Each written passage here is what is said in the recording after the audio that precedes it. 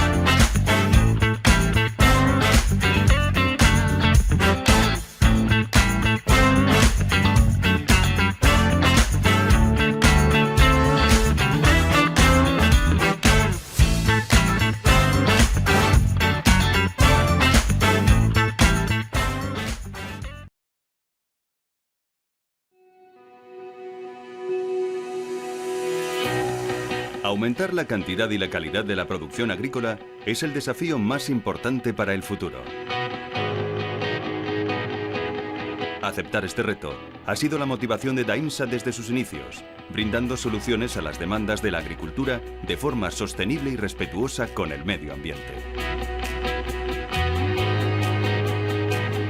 Con más de 40 años de experiencia, 5 filiales propias y una vasta red de distribución presente en más de 40 países, Daimsa es líder en la fabricación y desarrollo de bioestimulantes y mejoradores de suelo y cuenta con un amplio catálogo en correctores de carencias.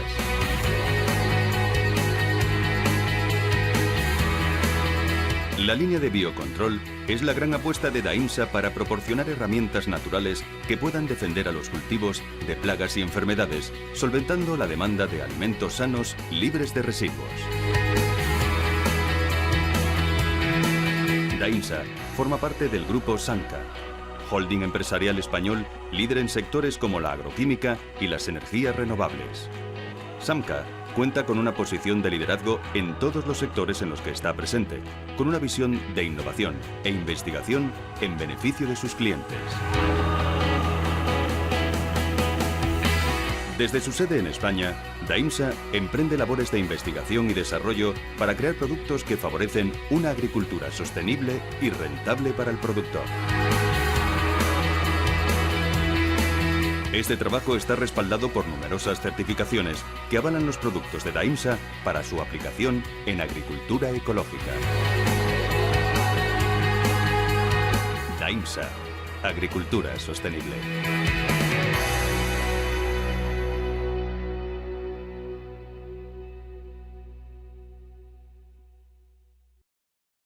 Buenas tardes a todos. Como bien decía Lilianet, esta es la última clase de este curso de precosecha en cerezos. Hoy día en esta última clase quise invitar un gran profesional, un gran amigo, Álvaro Quiroderán, asesor en cerezas y en manzano, que nos va a estar dando una charla en cuanto al manejo del estrés durante cosecha. Nos va a acompañar también Jesús Fuenzalía de la IMSA, y yo voy a partir esta primera parte de la charla, un manejo de estrés en huertos de cerezo, eh, acotándonos básicamente a todas las problemáticas que vamos a tener durante la pre-cosecha y post-cosecha de este cultivo. Para lo cual, primero hablando del estrés, ¿cierto? En general los estrés que podemos tener en nuestros cultivos están supeditados a dos tipos de estrés biótico y estrés abiótico, y que en general, en la práctica, todo esto genera un desmedro en la capacidad fotosintética de la planta. Eso quiere decir, en muchos casos, a una menor generación de carbohidratos, fotoasimilados o azúcares, como ustedes lo quieran ver, que están asociados a la pre-cosecha del cultivo, y en la post-cosecha se ven afectados, obviamente, la cantidad de reservas que nosotros podemos tener para el inicio y la partida de la próxima temporada, que tienen relación a la acumulación de reservas nitrogenadas, en el caso de la arginina, y las reservas carbonadas, en el caso del almidón. Ahora, en general, cualquier tipo de estrés que nosotros tengamos en nuestro huerto va a dañar el sistema fotosintético debido a un cierre estomático. Ahora, hoy día la idea es mostrarles también todas las medidas que tenemos de mitigación para aminorar básicamente los estrés, condicionados en algunos casos por este cambio climático que hemos tenido, que también está exacerbado por esta sobre estimulación que tenemos en nuestros huertos, el exceso de podas, el siempre estar estimulando para buscar precocidad, exigiendo al máximo nuestro huerto. Y eso en general con el cambio climático se ha ido cada vez más fuerte el cuento en cuanto a radiación, temperatura, viento. Cada vez hemos tenido mayores eventos de granizo, pluviometrías, heladas, ¿cierto? Así que la idea en esta charla es un poco mostrarle los tipos de estrés, las formas de medirla y también las alternativas que tenemos hoy día para mitigar esto. Ahora, ¿qué genera un estrés en la planta? En general, todos los estrés que nosotros podamos tener terminan en el mismo desenlace, en la misma conclusión, que tiene que ver con un cierre estomático prematuro, ¿ya? Los estomas finalmente son los poros que tiene una hoja, ¿cierto? Por donde se genera un intercambio gaseoso Estos estomas van regulando en definitiva el nivel de transpiración que tenga la planta, y cuando una planta tiene los estomas abiertos y tiene un nivel de transpiración adecuado, es por donde en definitiva va absorbiendo agua. En esa agua vienen los nutrientes que nosotros aportamos vía riego, pero al mismo tiempo eso va generando una mayor captación de CO2 por parte de la atmósfera, ¿cierto? Y ese CO2 es el que nosotros necesitamos más la radiación, en este caso la luz, y más agua para generar todos nuestros procesos de fotosíntesis que se traducen básicamente en una mayor acumulación de azúcares para nuestras frutas, ¿cierto? En una mayor cantidad de fotoasimilados. Entonces, cuando tenemos cualquier tipo de estrés, dado sea un estrés abiótico o biótico muy avanzado, todos terminan en un cierre estomático prematuro. Ahora, ese cierre estomático, como les decía, genera una baja absorción del CO2 por parte de la atmósfera, lo cual al mismo tiempo va generando una menor tasa de fotosíntesis, ¿cierto? Y eso se traduce en un desbalance entre el CO2 y el oxígeno. Ahora bien, para el caso de nosotros, dentro de la planta, y que es lo que finalmente nos vemos en desventaja, tiene que ver con una baja en la producción de fotoasimilados, ¿cierto? Y un aumento en la producción de las sustancias reactivas al oxígeno, que finalmente son las moléculas que va generando la planta cuando tiene alguno de estos estrés. Ahora, todo esto se traduce básicamente cuando este estrés es muy largo en el tiempo. Muchas veces podemos tener incluso un estrés oxidativo, ¿ya? Eh, en muchos casos se ven en la post cosecha, ¿cierto? Algunas hojas, especialmente las hojas más viejas del crecimiento del año, que muchas veces vemos algunos márgenes quemados, ¿cierto? O vemos cambios en la coloración de la hoja.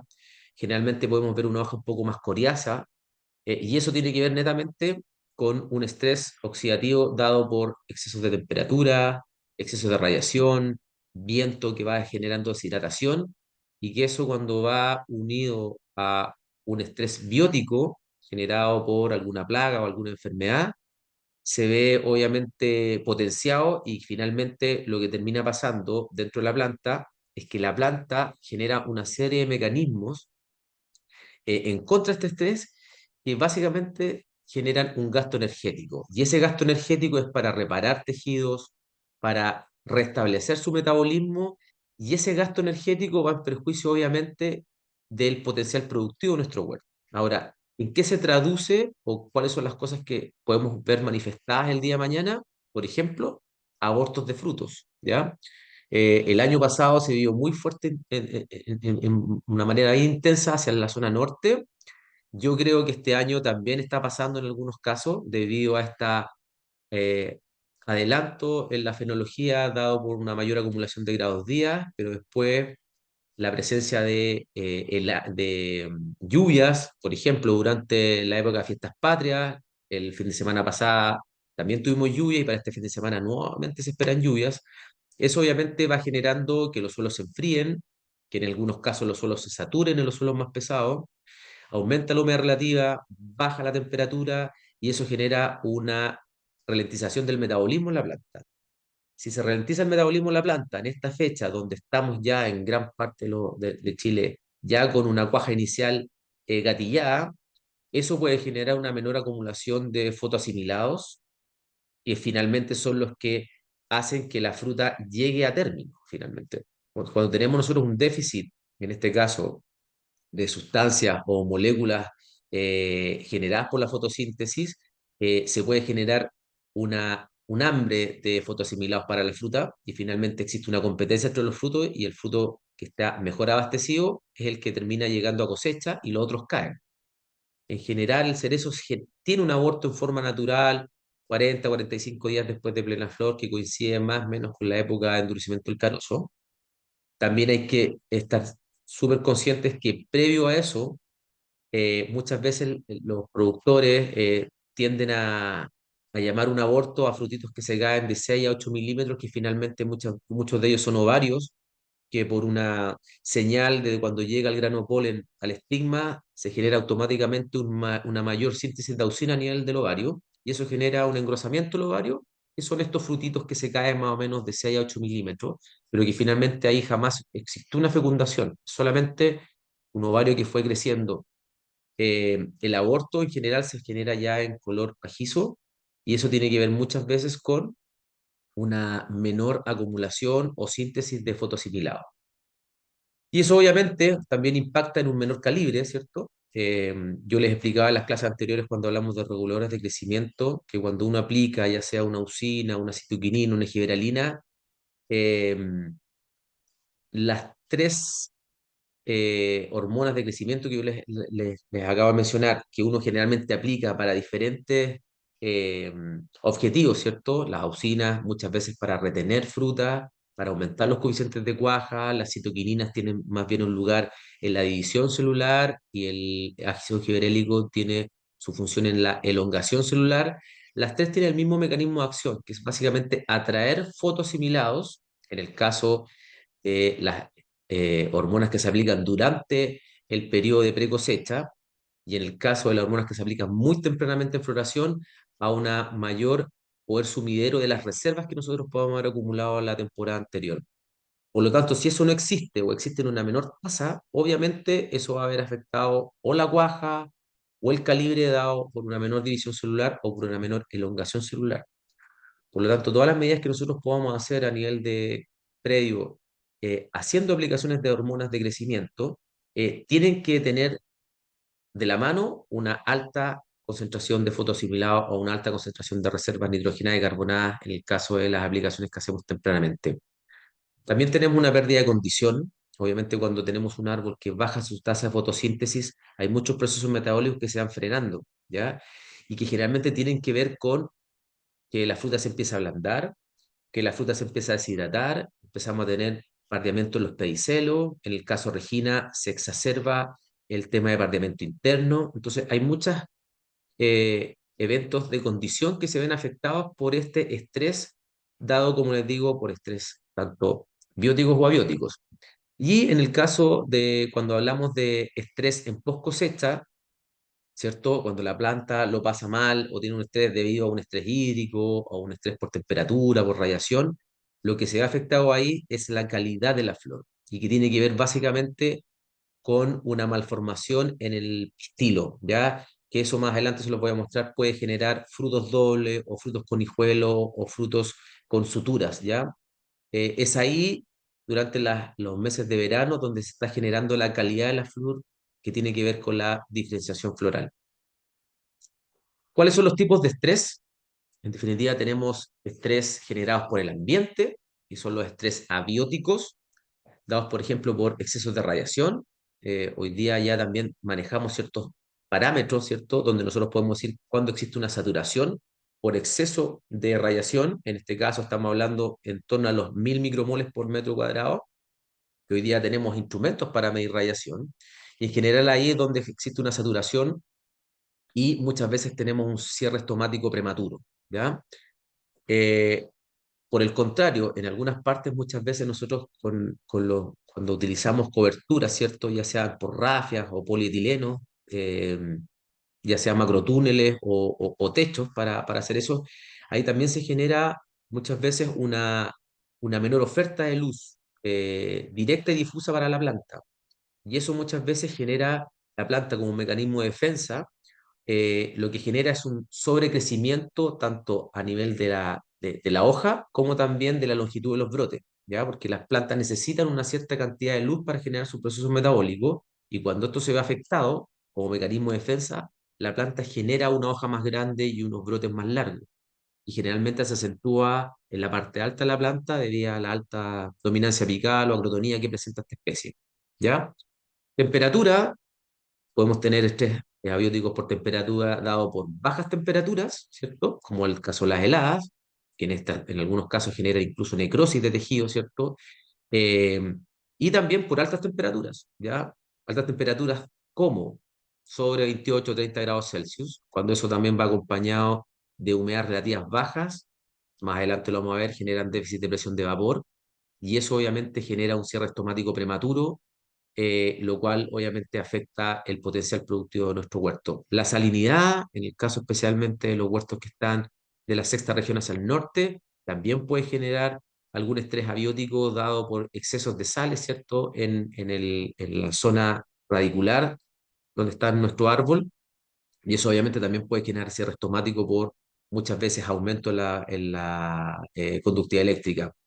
Estrés por sequía o estrés hídrico, ¿cierto? Esto está dado por falta de agua o por exceso de agua. Cuando también tenemos exceso de agua, cuando tenemos todos nuestros macroporos llenos de agua, se genera anoxia, eso también genera en nuestra planta un estrés, ¿ya? Y la primera señal, entre comillas, fisiológica que genera la planta es la síntesis de ácido abscísico a nivel de raíz, la cual finalmente lo que genera es un cierre estomático prematuro a nivel foliar. Este ácido abscísico se mueve por el torrente cinemático y finalmente es la primera señal para que la planta cierre su estoma y eso obviamente ataña el potencial productivo. El estrés hídrico, ahí hay que hacer una diferenciación también en bajar muchas veces los niveles de agua a reponer, ¿ya? Con algún estrés hídrico. Ese estrés hídrico que muchas veces puede generar un punto de marchitis permanente, como lo vimos en la clase de riego, que finalmente muchas veces eh, ese punto de marchitis permanente puede generar la muerte de la planta.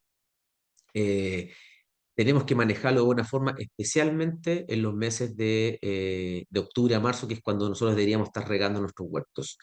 Y cambio atmosférico. Eso también genera estrés abiótico que finalmente, como les decía, responden a una respuesta por parte de la planta, donde la planta empieza a generar ciertas síntesis de algunos compuestos como polifenoles, como alcaloides, como terpenos, fitolexinas y algunas hormonas vegetales que están relacionadas con la defensa de la planta contra alguno de estos estrés. Por otro lado, tenemos los estrés bióticos, que están generados por bacterias, por hongos, por virus, ¿cierto? Y también por algunas plagas, ya sean insectos, para el caso de, por ejemplo, escama San José, escama coma, los ácaros como arañita, que generan muchas veces defoliación cuando están en altos niveles, ¿cierto? Primero genera una despigmentación de la hoja y que después muchas veces eso termina generando una abscisión en la hoja. También tenemos daños por los curculionios y los carabeidos, ¿cierto? Los burritos, los pololos que generan defoliación a nivel foliar, pero al mismo tiempo generan un estrés a nivel radicular debido a que estas larvas se alimentan de los pelos radicales generando estrés en la planta. Y por otro lado tenemos los estrés bióticos dados por hongos, bacterias y virus, donde ahí podríamos quizás hacer una separación en el caso de eh, hongos que generan pudriciones, ¿ya? Dado por monilia, como tizones, como botrytis, como alternaria, como cladosporium, como geotrichum, penicillium, rhizopus y esos hongos que generalmente lo que generan son pudriciones, que yo los dejaría afuera, nos generan un mayor estrés en la planta, pero sí tenemos los hongos que generan básicamente una taponamiento de haces vasculares, ¿cierto? Donde ahí podemos enmarcarnos en hongos de madera, como son Cytospora, Calofaeria, Eutipas, algunas Botrofaeria y el caso del plateado, que en general generan taponamiento en los haces vasculares del xilema. Y por otro lado, tenemos las bacterias que generan taponamiento básicamente del fluema en formación, ¿ya? Entonces tenemos ese tipo de estrés dado por hongos de madera, por bacterias que generan un taponamiento en nuestros haces vasculares y por otro lado tenemos los virus, ¿ya? Existen algunos virus que sí generan, en este caso, deformidad en las hojas, generan pérdida de la masa foliar fotosintéticamente activa, ya como está, por ejemplo, el Necrotic Ring Spot Virus, está el moteado, ¿cierto? Que van generando básicamente pérdida de área foliar fotosintéticamente activa y eso obviamente genera un estrés por parte del habla. ¿Cómo se mide o interpreta? Aquí voy a utilizar una fuente del Centro Pomacias que ellos utilizan mucho para también la industria de la manzana, que hablan de los índices de estrés, ¿ya? Y estos índices de estrés tienen relación básicamente a dos parámetros, temperaturas y humedad relativa, donde para acumular una unidad de estrés se debe cumplir con ciertas variables que tienen que ver con temperaturas deben ser iguales o superiores a 10 grados Celsius y humedad relativa menores al 75%. Eso podría representar una unidad de estrés o índice de estrés, lo cual finalmente ustedes pueden ver aquí, vamos a poner el puntero, temporada a temporada, podemos ver una diferencia en las unidades de estrés por zona y por temporada, que claramente si comparamos, por ejemplo, aquí la temporada 23-24, en cualquiera de las zonas productivas, vamos a tomar, por ejemplo, Sagrada Familia, con respecto a la temporada 21-22, vemos que la temporada 21-22 tuvo un índice de estrés mucho más bajo que la temporada 22-23 o 23-24. Por lo tanto, eso puede haber generado una menor, en este caso las 22-23, 23-24, una menor generación de fotoasimilados o al mismo tiempo una menor generación de reservas nitrogenadas y carbonadas.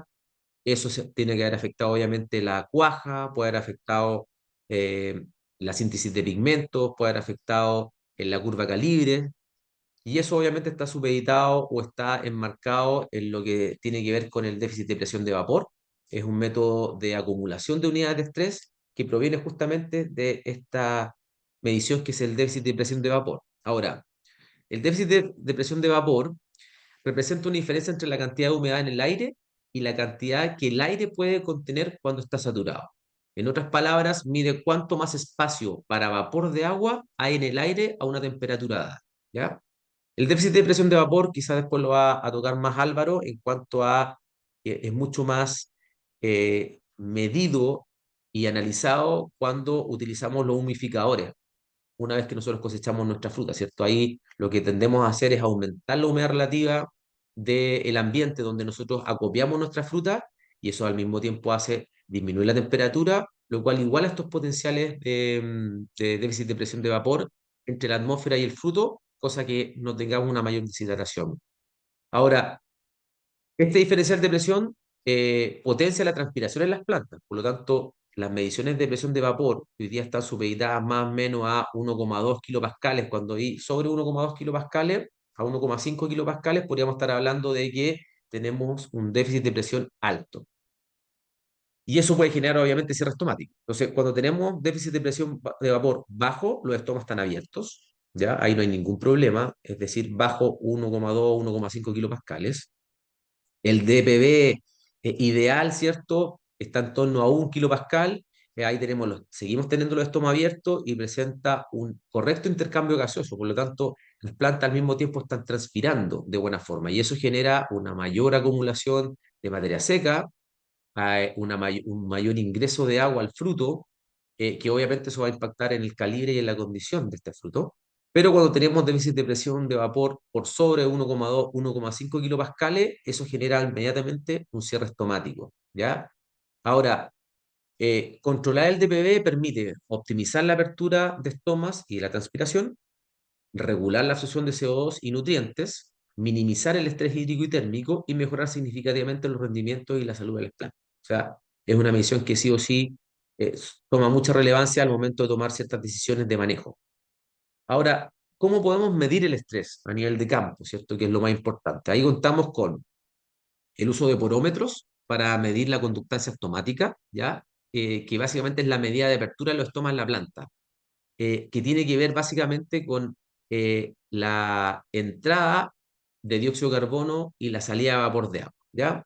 Esto generalmente se hace a nivel de campo con un porómetro, que es este instrumento que se mide en diferentes horarios durante el día y podemos ver básicamente el índice de estrés que podemos tener en nuestra planta en base básicamente al intercambio de vapor de agua. Eh, También podemos medir la temperatura, obviamente, con un termómetro digital, que generalmente se mide en diferentes horarios por el en vez de la hoja, y eso también nos puede dar luces si la planta está estresada o no está estresada. En general, podemos hablar de ciertas eh, categorías que cuando estamos hablando sobre 28, 30 grados Celsius, ya puede generarse un cierre estomático, pero eso también va a estar dado por la humedad relativa que tengamos en el huerto. No es lo mismo 28 grados Celsius con una humedad relativa del 80% que 28 grados Celsius con una humedad relativa del 30%. Obviamente, cuando tenemos temperaturas de 28 con menor humedad relativa, probablemente los estomas se cierren antes. Y eso lo podemos medir con el porómetro, midiendo conductancia estomática, pero al mismo tiempo lo podemos correlacionar con temperatura a nivel de en vez de hoja. Y la bomba de Cholander, que sirve básicamente para medir el potencial hídrico de las plantas, pero obviamente a nivel de campo es un poco más impracticable, es un instrumento que es mucho más caro y más difícil de medir.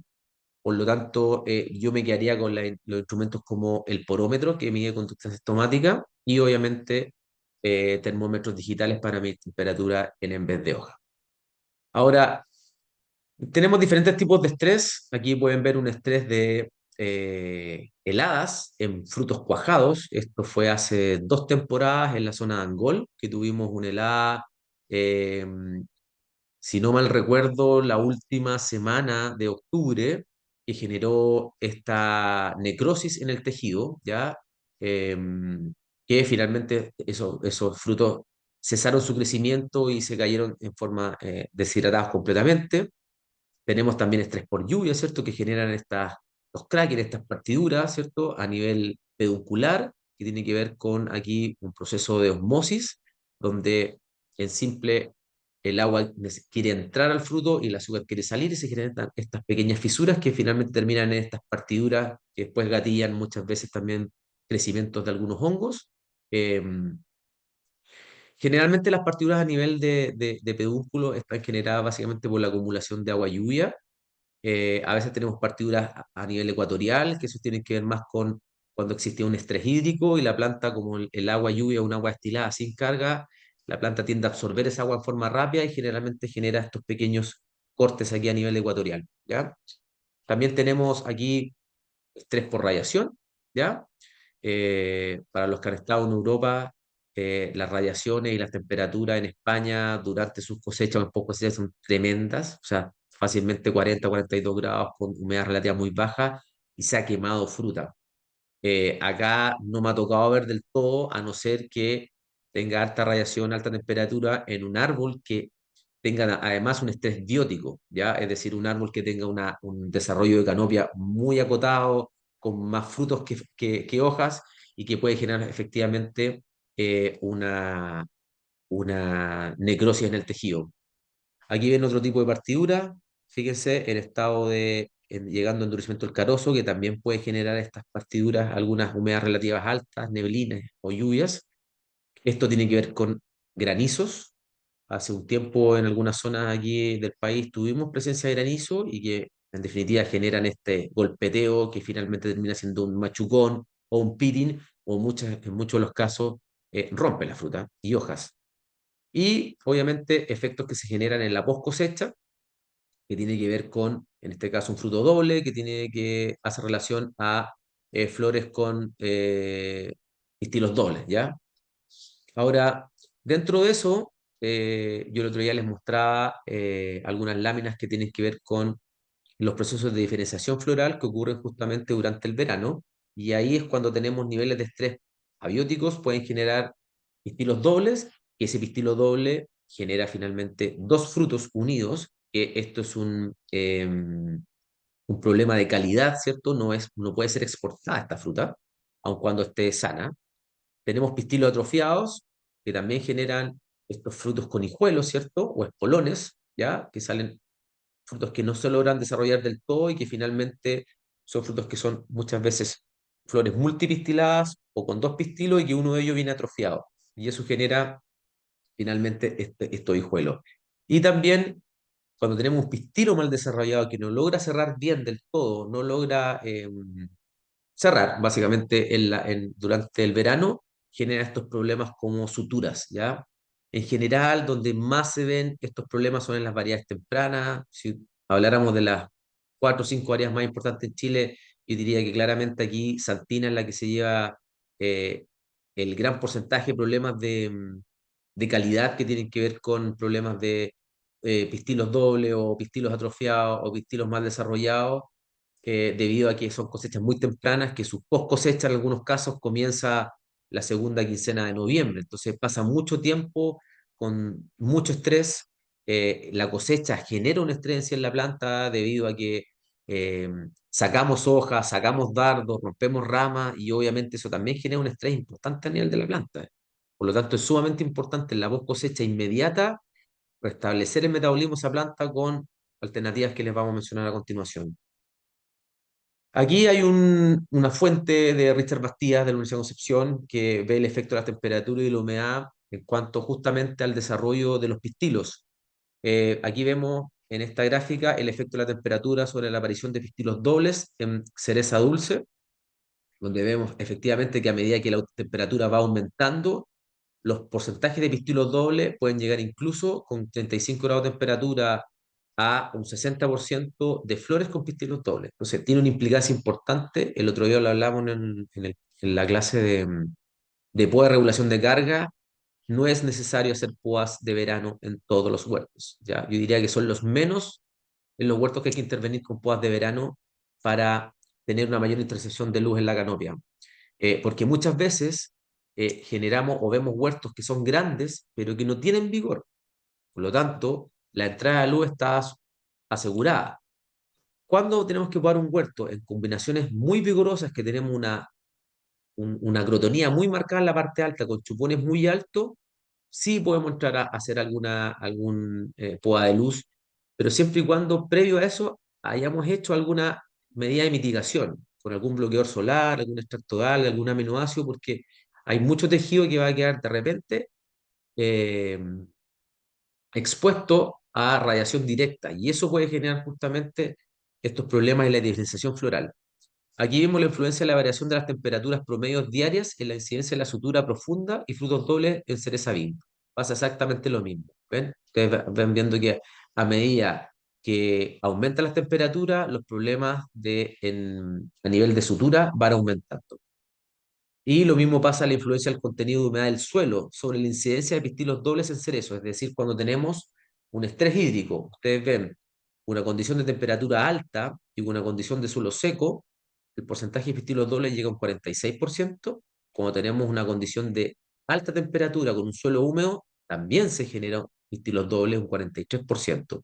¿Qué pasa cuando tenemos un suelo seco o húmedo, pero temperatura baja?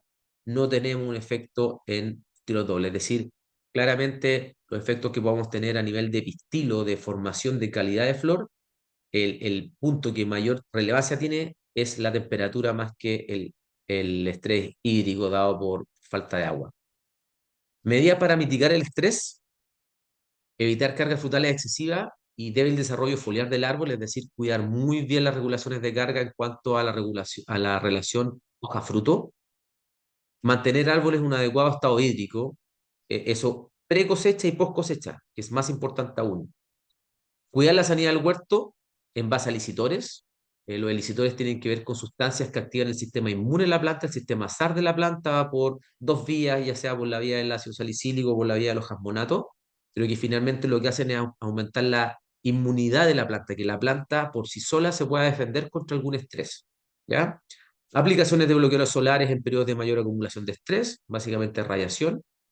El uso de riego por aspersión, en algunos casos, por ejemplo, los huertos que tienen controles de helada, con agua, nosotros podemos perfectamente hacer aplicaciones en post cosecha con enfriamiento evaporativo, ¿ya? Es decir, mojar las canopias para aumentar la humedad relativa, y eso obviamente va a ayudar a disminuir la temperatura para que la planta, en este caso, no tenga un estrés por radiación y temperatura.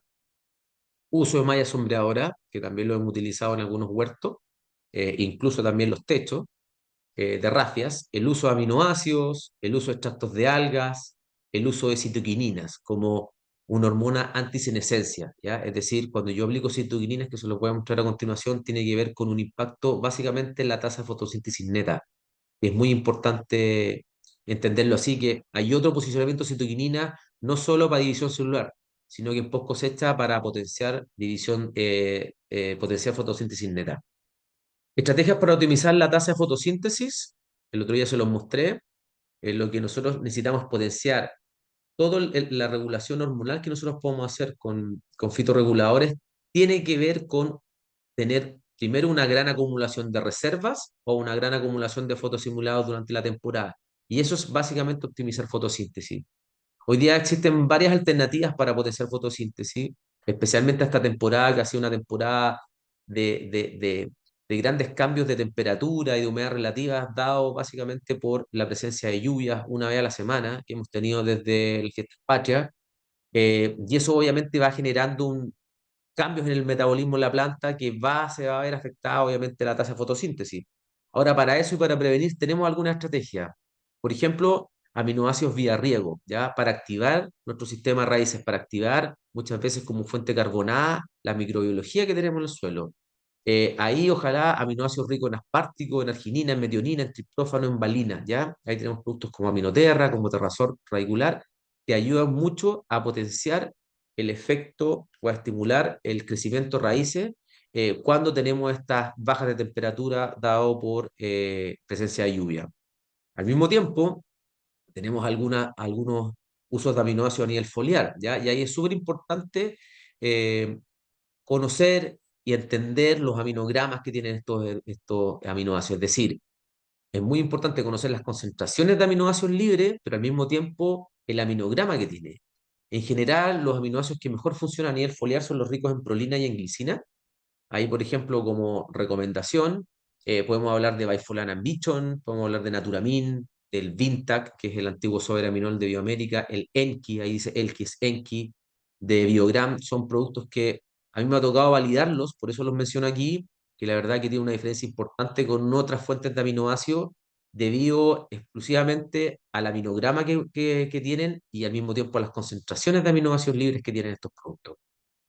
Por otro lado, una molécula que básicamente actúa como un hormorregulador, es decir, potencia la transpiración y eso obviamente genera una mayor eh, tiempo con estomas abiertos, es la glicinbetaína. Es una molécula de alto impacto para sacar plantas de estrés o para que no se generen estrés en este caso. Eh, lo tenemos en algunos productos como Bafoliar Forte, como el Fitomat, como el Beta Protect, moléculas que realmente funcionan rápidas en su acción, al igual que la folcisteína, productos como Optimas, como Biotron, son los productos de UPL, funcionan muy bien en general. Entre estos dos productos, cuando tú quieres hacer una dosis de mantención, les recomiendo que vayan con Biotron, pero cuando necesitas sacar una planta rápidamente un estrés, de cualquiera de los estrés que yo les mencioné anteriormente, el Optimas es un cañón para sacar plantas de estrés. Realmente tiene una concentración, creo que, si no mal recuerdo, un 7 un 8% de folcisteína. La verdad que es un producto que actúa muy rápido en la planta. Visualmente tú empiezas a ver rápidamente el efecto de este aumento en el metabolismo que se genera básicamente con la aplicación de estos productos.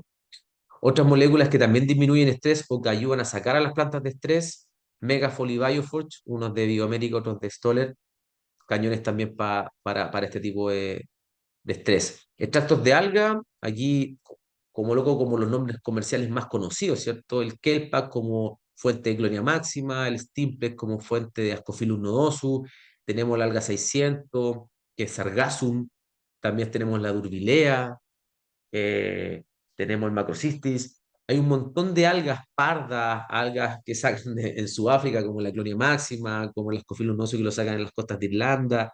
La verdad que todas sirven y la hemos probado y funcionan muy, muy bien con ese efecto bioestimulante que tienen. En general, todos los extractos de algas no tienen hormonas en su composición, sino que más bien son promotoras de la síntesis de algunas hormonas, pero la verdad que en mezcla con algunos de estos productos que les mencioné anteriormente o incluso en mezcla con un aminoácido, la verdad que funcionan muy, muy, muy bien.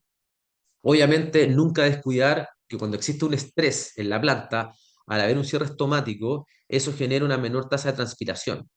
Si se genera una menor tasa de transpiración, obviamente el agua toma menos, la planta toma menos agua y eso obviamente genera muchas veces algunos desbalances o deficiencias de algunos nutrientes.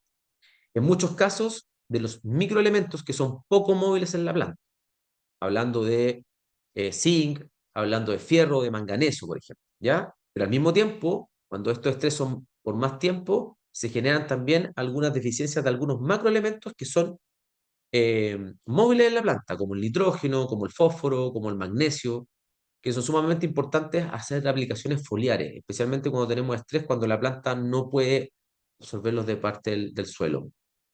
Los bloqueadores solares, ya sean caolinitas, ya sean fosfoglicerio, fosfolipio, ayudan un montón a repeler, obviamente, el exceso de radiación UV, radiación PAR, muchas veces, o radiación ultravioleta. Brasinosteroides, como moduladores hormonales, ¿cierto? También ayudan tienen un efecto licitor en la planta, así que también ayudan a aminorar estos estrés a nivel foliar.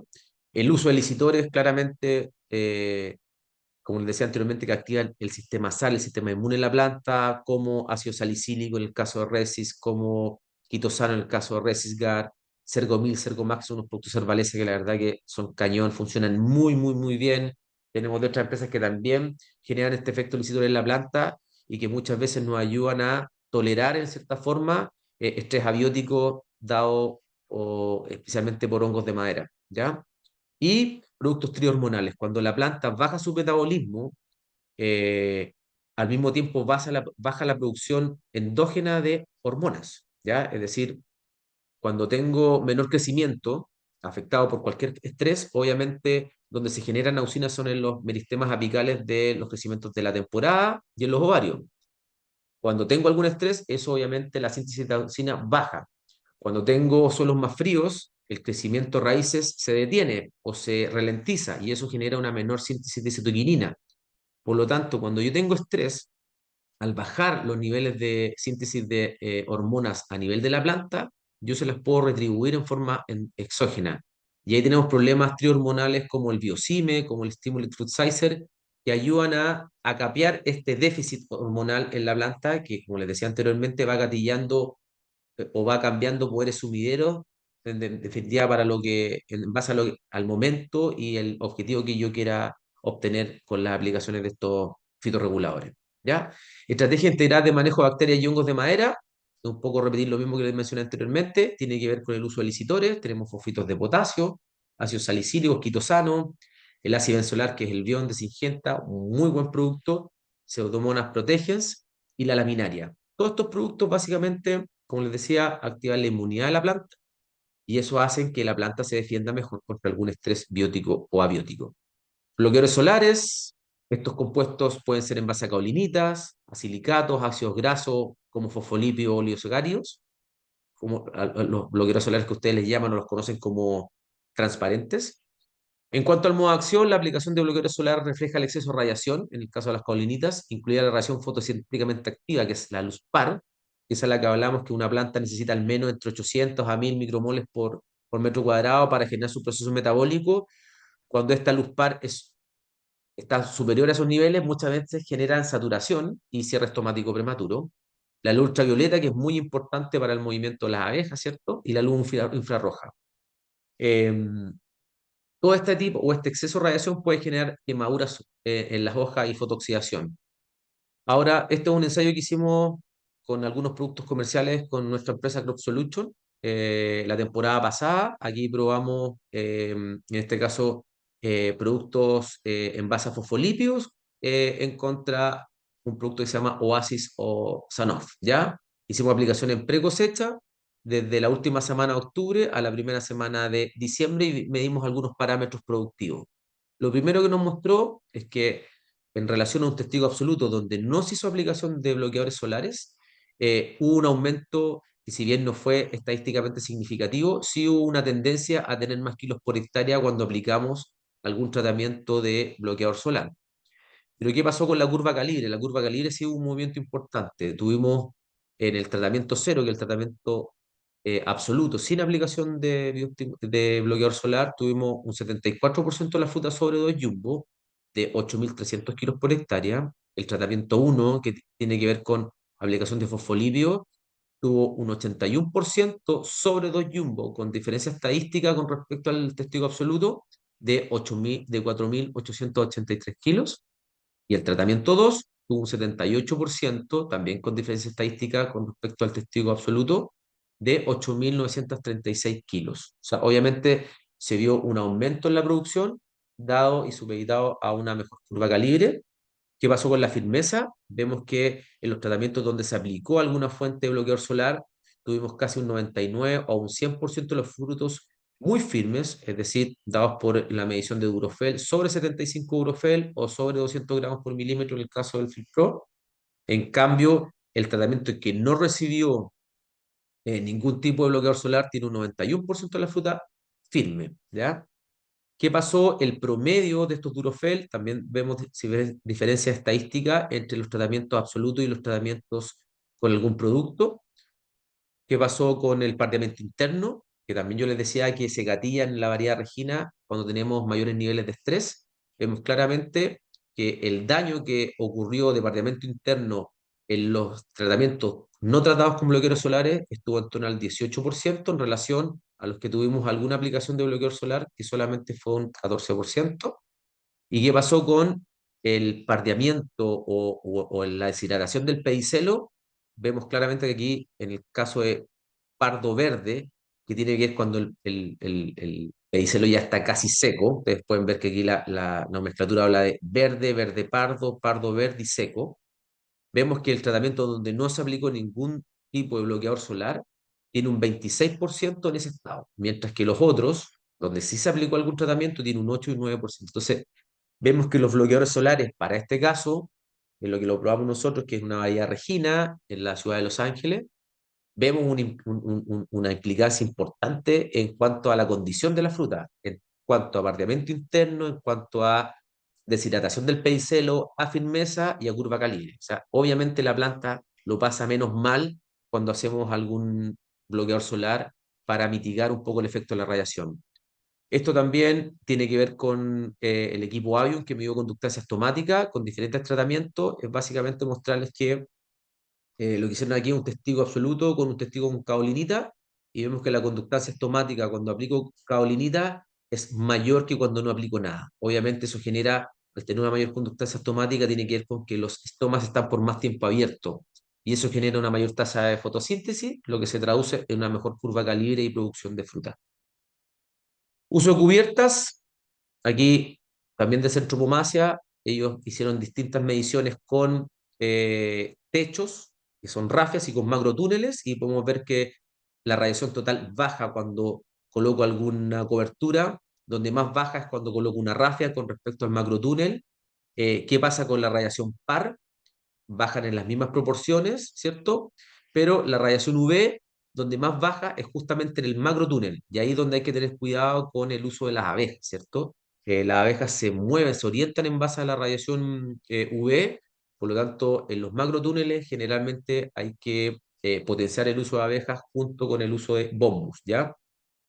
Ahora, en general, la reducción de la radiación bajo plástico dependerá de la composición, porque va a depender mucho de los aditivos que tengan estas carpas. Generalmente las carpas, las rafias vienen termolaminadas con distintos aditivos justamente para que duren más tiempo contra la radiación UV y contra la radiación ultravioleta, UV y la radiación infrarroja. Y esos aditivos generalmente después van generando opacidad en el tejido y eso va generando un exceso muchas veces de sombra dentro del huerto. Entonces también hay que tener cuidado.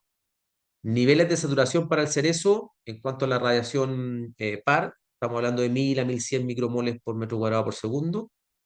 Y como les decía, el UV es clave para el vuelo de las abejas. Temperatura y humedad, ¿qué pasó con las temperaturas y humedad y índice de estrés? Mayor temperatura bajo los macrotúneles, pero menor bajo techo, ¿ya? Especialmente en la zona baja. Aquí hay mediciones que se hicieron a los 3 metros de altura y a los 1,5 metros de altura. Obviamente, en la parte más alta del techo es donde vemos que hay una mayor temperatura, ¿cierto? Especialmente en el macrotúnel, pero cuando hacemos mediciones en la parte baja, como hay un mayor efecto de sombra y una mayor ventilación, muchas veces la temperatura es menor bajo techo que al aire libre. ¿Qué pasa con la humedad relativa? Menor humedad relativa bajo el macrotúnel, debido a que hay una menor ventilación, pero mayor bajo el techo, también obviamente en la zona baja. Y si hablamos de índices de estrés, mayor índice de estrés bajo el macrotúnel, porque es obviamente conjuga el tema de temperatura y el tema de humedad relativa. Es decir, bajo macrotúnel generalmente la fruta se ve más afectada, es una fruta más blanda y por lo tanto tengo que tener mayores precauciones en cuanto a la ventilación de estos sistemas. ¿Qué pasó con el riego? El uso de malla y el uso de cablinita, de Richard Bastías también, una evaluación. Influencia del uso del riego por aspersión sobre árboles en la incidencia de suturas profundas y frutos dobles en cerezo. Aquí podemos ver obviamente que cuando tengo riego por aspersión, la cantidad de problemas a nivel de flor, de calidad de flor, bajan en relación a un goteo, ¿cierto? Y lo mismo pasa con los frutos dobles, ¿cierto? Cuando hago un riego por aspersión, tengo una menor proporción de frutos con frutos dobles en relación a un tratamiento que en definitiva no se genera un estrés hídrico. ¿Qué pasa con la influencia de las mallas de sombra y caolinita en forma separada y combinada sobre el porcentaje de frutos dobles? Claramente vemos que el control tiene casi un 80% de frutos dobles. Cuando ya utilizo una malla monofilamento, bajo a un 58%, cuando uso una caolinita a un 53% y cuando uso la mixtura entre una caolinita y una malla, bajo un 48%. O sea, realmente tiene un impacto importante en los desórdenes a nivel de diferenciación floral que se pueden generar por exceso de temperatura y radiación. Influencia de las mallas, la exposición solar de árboles sobre temperatura de yemas en cerezos variedad cultivar. Obviamente, una planta expuesta completamente tiene mayor temperatura en yema que una planta bajo una malla. Eso obviamente tiene una relación directa con el porcentaje de sombra que generan estas mallas. El uso de aminoácidos, ya un poco les mencioné los aminoácidos que realmente generan impacto a nivel estomático, que tienen que ver con, que son osmorreguladores, como la prolina y como la glicina. Por lo tanto, es muy importante cuando elijan un aminoácido fijarse muy bien en la composición de estos. Tenemos algunos aminoácidos que funcionan mejor en estrés salino o hídrico, como la prolina y la glicina. ¿Qué pasa cuando tenemos estrés bióticos, es decir, generados por alguna plaga, en este caso insectos o ácaros, o algún hongo de madera, virus o bacterias? La verdad que los aminoácidos que mejor funcionan son el triptófano, la tirosina y la fenilalanina. Cuando tenemos estrés climáticos, ¿ya? Dados por altas temperaturas, por bajas temperaturas, por exceso de radiación, la glutamina, prolina y glicina son los aminoácidos que mejor funcionan. Y cuando tenemos estrés radicales dados por saturaciones, por exceso de agua, por falta de agua, lo que mejor funciona son la asparagina, ginina y triptófano. En el caso de los extractos de alga, en general estos promueven un crecimiento de las plantas y una mayor tolerancia a los estrés tipo básicamente abiótico. Ahí tenemos distintos tipos de algas, como les mencionaba anteriormente, tenemos Ascophyllus nodoso, Eclonia maxima, Durbilea, Sargassum. Todos los extractos de alga, la verdad que tienen un efecto bioestimulante en la planta. eh, por lo tanto, cualquiera de estas herramientas que podamos utilizar en conjunto con aminoácidos, en conjunto con una folcisteína, en conjunto con una glicina van a ayudar obviamente a minorar estos estrés producidos por el ambiente o por algún vector.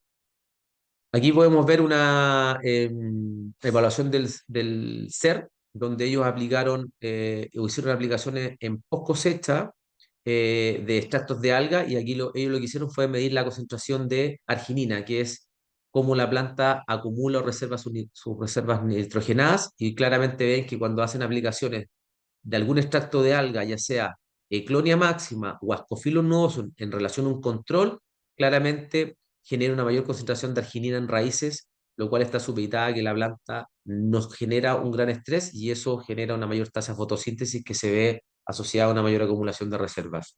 Y por último, el uso de citoquininas en post cosecha como una medida antisenescencia de nuestros tejidos, ¿cierto? Proveen un mayor desarrollo de cloroplastos en la hoja, activa genes asociados al transporte de azúcares, por lo tanto el uso de algunas citoquininas en post cosecha, en este caso se aplicó benciladenina. Si ustedes recuerdan la clase regular de crecimiento, teníamos desde quizás hablando de las menos efectivas, las más efectivas en cuanto al impacto en división celular, pero además en el impacto como hormona antisenescente, podríamos hablar de la zeatina, la esquinetina, las benciladeninas, que ahí la podemos encontrar en promalina, en perlan, que vienen asociadas a un ácido gibberélico como el GA4, GA7, pero también la podemos encontrar en productos, por ejemplo, que usamos para el raleo de manzanas, como son las benciladeninas como Silix o Exilis, que en el caso mío yo hago recomendaciones post cosecha de estos productos justamente como fuente citoquinínica potentes para mejorar las tasas de fotosíntesis. También podemos utilizar CPPU en post cosecha y también podemos utilizar teazurón como el dropper. Claramente, utilizar quizá una aplicación de dropper o teazurón en post cosecha un poco caro. Quizás nos podemos ir a aplicaciones como algunas benciladeninas o quinetinas o ceatinas como Citoplan 400, Excite, Biocime u otros. Así que un poco estas son las medidas porque podemos utilizar para mitigar estrés Espero que les haya servido. Ahora le vamos a dar paso a Jesús para que nos muestre un poco lo que está haciendo DAIMSA. Después va a venir Álvaro, que nos va a hablar de todo lo que tiene que ver con estrés en cosecha. Y después vamos a cerrar un poco con algunas conclusiones del curso. Eso. Voy a dejar de compartir para que pueda compartir Jesús. Sí. Hola Cristian, ¿Cómo hola estáis? Álvaro. Bien, ¿y tú? ¿Cómo están? Muy bien, po. Oye, Qué gracias por bueno. acompañarnos, po. No, gracias a ustedes por la invitación. Para nosotros es súper importante estar presente acá en esta instancia para que nos conozcan un poquito más los que no nos conocen y poder contar un poco en qué estamos también, en qué desarrollo estamos. Así que eso, no sé. Bueno, ahí me cuentan si es que se ve. Voy a partir acá. Perfecto. Ahí ¿Sí? ponlo en modo presentación. Sí, ahí está en modo presentación y Ya. voy a poner Ahí está puntero. bien. Ahí está. Y ahí conversamos Perfecto. después. Ahí conversamos después. Suerte, Gracias. suerte. Ya, Chao. Bienvenido, muchas gracias. Jesús. Perfecto, partamos entonces. Bueno, yo, me presentó Cristian, yo trabajo en DAIMSA, DAIMSA Chile, precisamente, y antes de partir hablando de algún producto, me gusta presentar un poco la empresa en que estamos, para los que no nos conocen todavía tanto. Eh, pero antes, bueno, contarle un poco lo que hacemos nosotros. Nosotros en general, como DAIMSA, nos gusta mucho el tema del desarrollo, la verdad. Estas son con algunas de las empresas con las que trabajamos normalmente, prácticamente todos los años. La verdad es que ahí nosotros invertimos mucho en desarrollo. Quizás no van a haber tantos letreros carreteros, no invertimos quizás tanto en marketing, pero sí nos gusta mucho el desarrollo.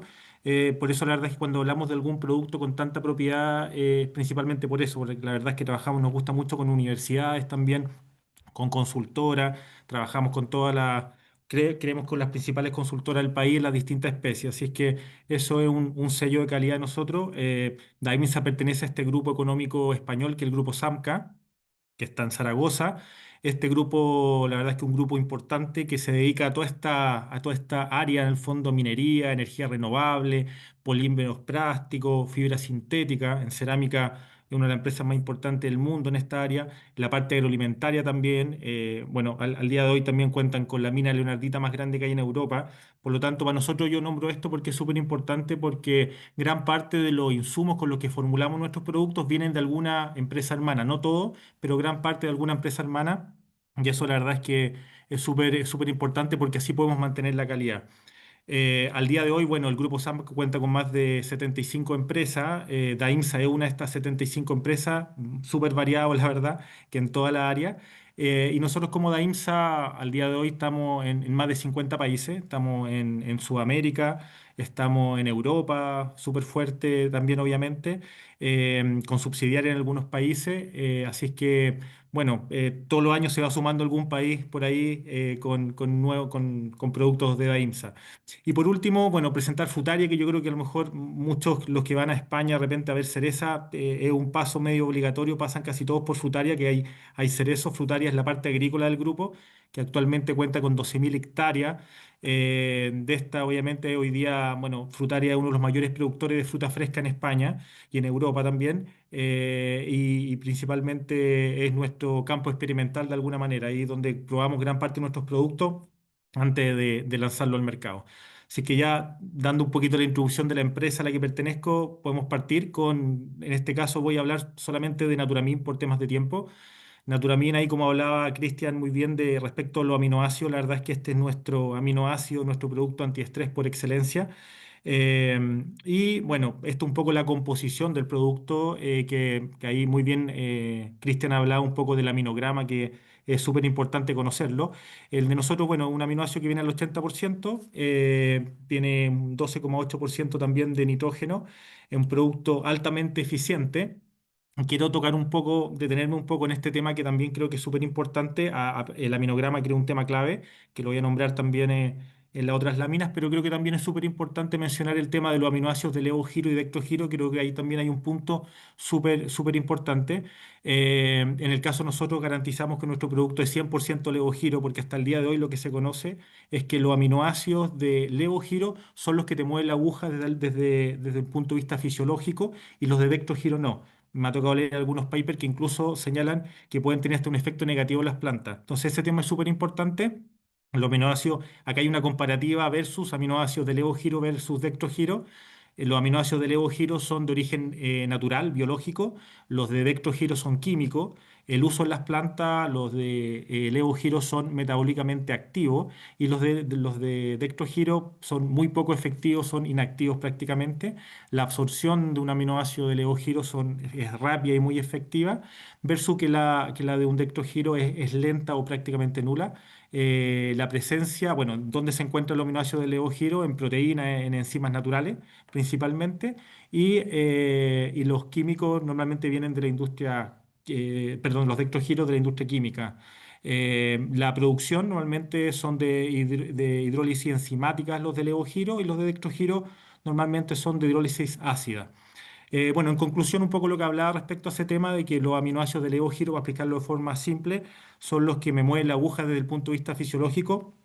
Lo de ectogiro, la verdad es que no tiene mucha importancia. Por eso es tan importante este tema, porque si yo compro un aminoácido y que no sé esta parte, de alguna manera estoy hipotecando un poco la calidad también del producto, porque estoy perdiendo eficiencia. Puede que venga 50% levogiro, 50% de ectogiro, y estoy perdiendo eficiencia del producto. Es como tener quizá un Ferrari, comprarme un Ferrari y que por dentro venga, sea precioso por fuera, tenga bonitas llantas, por dentro también impecable, pero que el motor sea, sin discriminar ninguna marca, pero sea Lada, por ejemplo, motor Lada.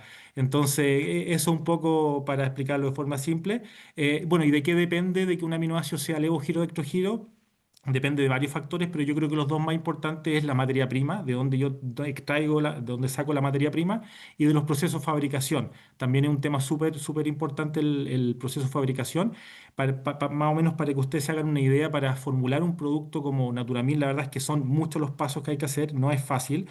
Hay que meterse en el tema, tiene que tener una fermentación controlada, hay que manejar muy bien el tema del pH, temperatura, el oxígeno. Después estos se separan, viene un proceso de separación y purificación donde se retira el exceso de biomasa y se purifica el aminoácido, y después ya viene una serie de parámetros de control de calidad, y viene después al final la formulación final, si voy a hacer el producto de forma WSP, va a ser en polvo, va a ser líquido. Entonces son varios los pasos. No, no es fácil, la verdad, es que hacer un aminoácido de calidad. Respecto a Nutramin, bueno, al día de hoy las plantas, lo que está estudiado es que necesitan 20 aminoácidos. De esos 20, Nutramin tiene 17 de esos 20 aminoácidos. Obviamente los más importantes, lo que hablaba un poco Cristian aquí, vuelvo a repetir, respecto al aminograma, este es nuestro aminograma. Y obviamente que no está hecho al azar, sino que está hecho por importancia de aminoácidos. Ahí está la serina, prolina, glicina en los primeros lugares, o más concentración, por el tema de la importancia para temas de estrés. Hay otro tema también que es importante, que va un poco el tema de calidad. Nosotros en todos los envases de Naturamin viene tatuado el aminograma. ¿Por qué lo hacemos? Porque al momento de entrar a Chile, en este caso el SAC nos para y nos pide un certificado, un análisis de un laboratorio certificado por el SAC en España, que acredite que ese aminograma cumpla con el análisis que nos están pidiendo. Entonces, por eso también cuesta encontrar quizá algún aminograma tatuado, porque obviamente que la variabilidad de repente es alta. Nosotros en este caso, como ustedes pueden ver, todos los envases vienen tatuados con el aminograma, y de esa forma nos aseguramos también que la calidad del producto siempre sea la misma. Bueno, el objetivo de Naturamin es, bueno, mejorar el efecto de productos fitosanitarios y nutricionales. Tenemos algunos ensayos ahí también en esa área, de cómo mejora también la eficiencia de algunos productos fitosanitarios. Es un producto altamente eficiente y principalmente ayuda a superar situaciones de estrés. Nosotros lo ocupamos como un potente antiestrés de alguna manera en distintos momentos. Otro tema importante de calidad, creo también que Naturamin tiene grado farmacéutico. ¿Esto qué quiere decir? Que las materias primas con las que se formula Naturamin no se encuentran en la industria agrícola, sino que se encuentran en la área farmacéutica. Por lo tanto, es un producto súper refinado, de alta calidad, que cumple todos los estándares, aparte que también tiene registro orgánico para todos los mercados. Así es que eso también es interesante. ¿Cuándo usar Naturamin? En este caso nosotros, bueno, aquí tenemos dos formas de aplicación ya súper estudiadas, súper validadas, de muchos años, y que la verdad es que los resultados que tenemos son súper consistentes en el tiempo. Tenemos las aplicaciones foliares, donde van las dosis de 50 a 100 gramos por hectolitro. Nos vamos con dosis normalmente de 500 gramos a 1 kilo por hectárea, debido a su alta concentración, son dosis más bajas. También ahí un poco lo que hablaba también Cristian respecto a ahora como está en la primavera súper compleja en el fondo. Tenemos días en la mañana súper helados, después obviamente altas temperaturas, los últimos fines de semana ha llovido, entonces obviamente que van enfriando el suelo, el tema de las raíces. Ahí nosotros también hacemos aplicaciones de 50, 60 gramos por hectolitro para ir también un poco apoyando un poco el tema foliar. Y vía riego nos vamos con dosis de 6 a 12 kilos por hectárea durante la temporada y lo vamos parcializando. Ahí partimos ya cuando vemos con los primeros riegos de la temporada, partimos haciendo las aplicaciones idealmente de 2 kilos hasta completar una vez a la semana, hasta completar estos 6 o 12 kilos por hectárea. Ahora voy a mostrar un par de desarrollos que hemos hecho acá en la zona para que los puedan ver. Bueno, el primer desarrollo, en este caso, el primer ensayo que les voy a mostrar, lo hicimos con la consultora InnovaFruit. La verdad es que lo hicimos aquí en la zona de Curicó. El objetivo fue evaluar el efecto de la aplicación de Naturamil sobre el desarrollo radicular, calidad y producción de cereza en Santina.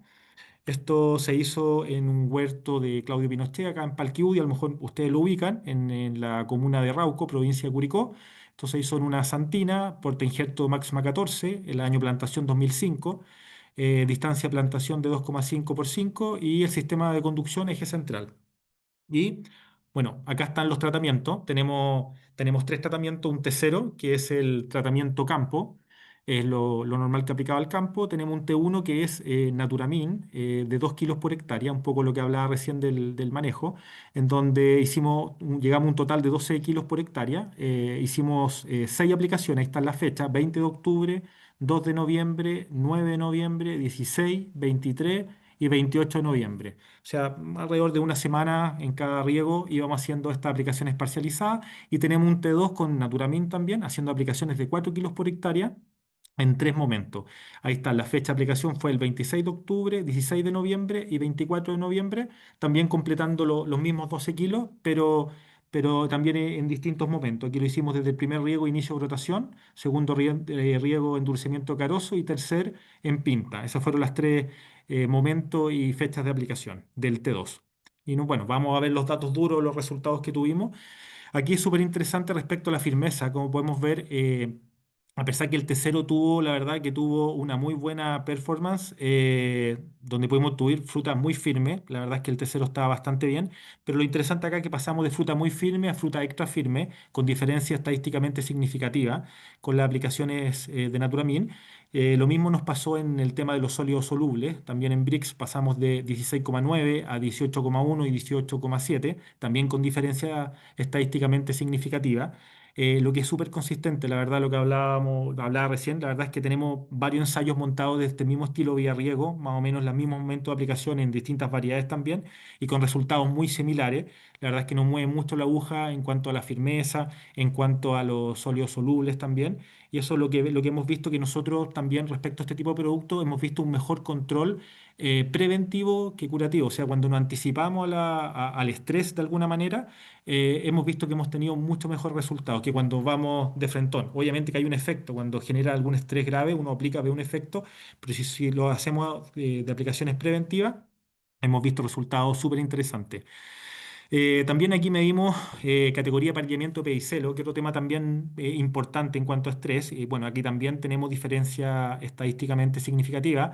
Pasamos de 92,4%, esto es de pedicelo sano, subimos a un 97,4% y a un 96,4%. Recordemos que el T1 es la aplicación de 12 kilos, pero parcializado en 2 kilos en 6 vueltas, y la de T2 son las 3 vueltas de 4 kilos hasta completar también los 12 kilos Naturamin. Y bueno, si nos vamos a los porcentajes de daño leve, pasamos de un 7,6% que tenía el T0 a un 2,6 y a un 3,6, con diferencia también estadísticamente significativa. Respecto a los calibres, que es el tema de esta temporada, bueno, y de aquí para adelante seguramente la firmeza y el calibre van a ser los temas a mejorar. Aquí también tenemos una mejora importante, la verdad. Como podemos ver acá, podemos ver un poco el gráfico de acá abajo, podemos ver cómo desplazamos los calibres más pequeños a calibres más grandes. Podemos ver que calibres chicos 22, 24 tenemos un 7,6%, pasamos a un 1,4 y a un 2,4.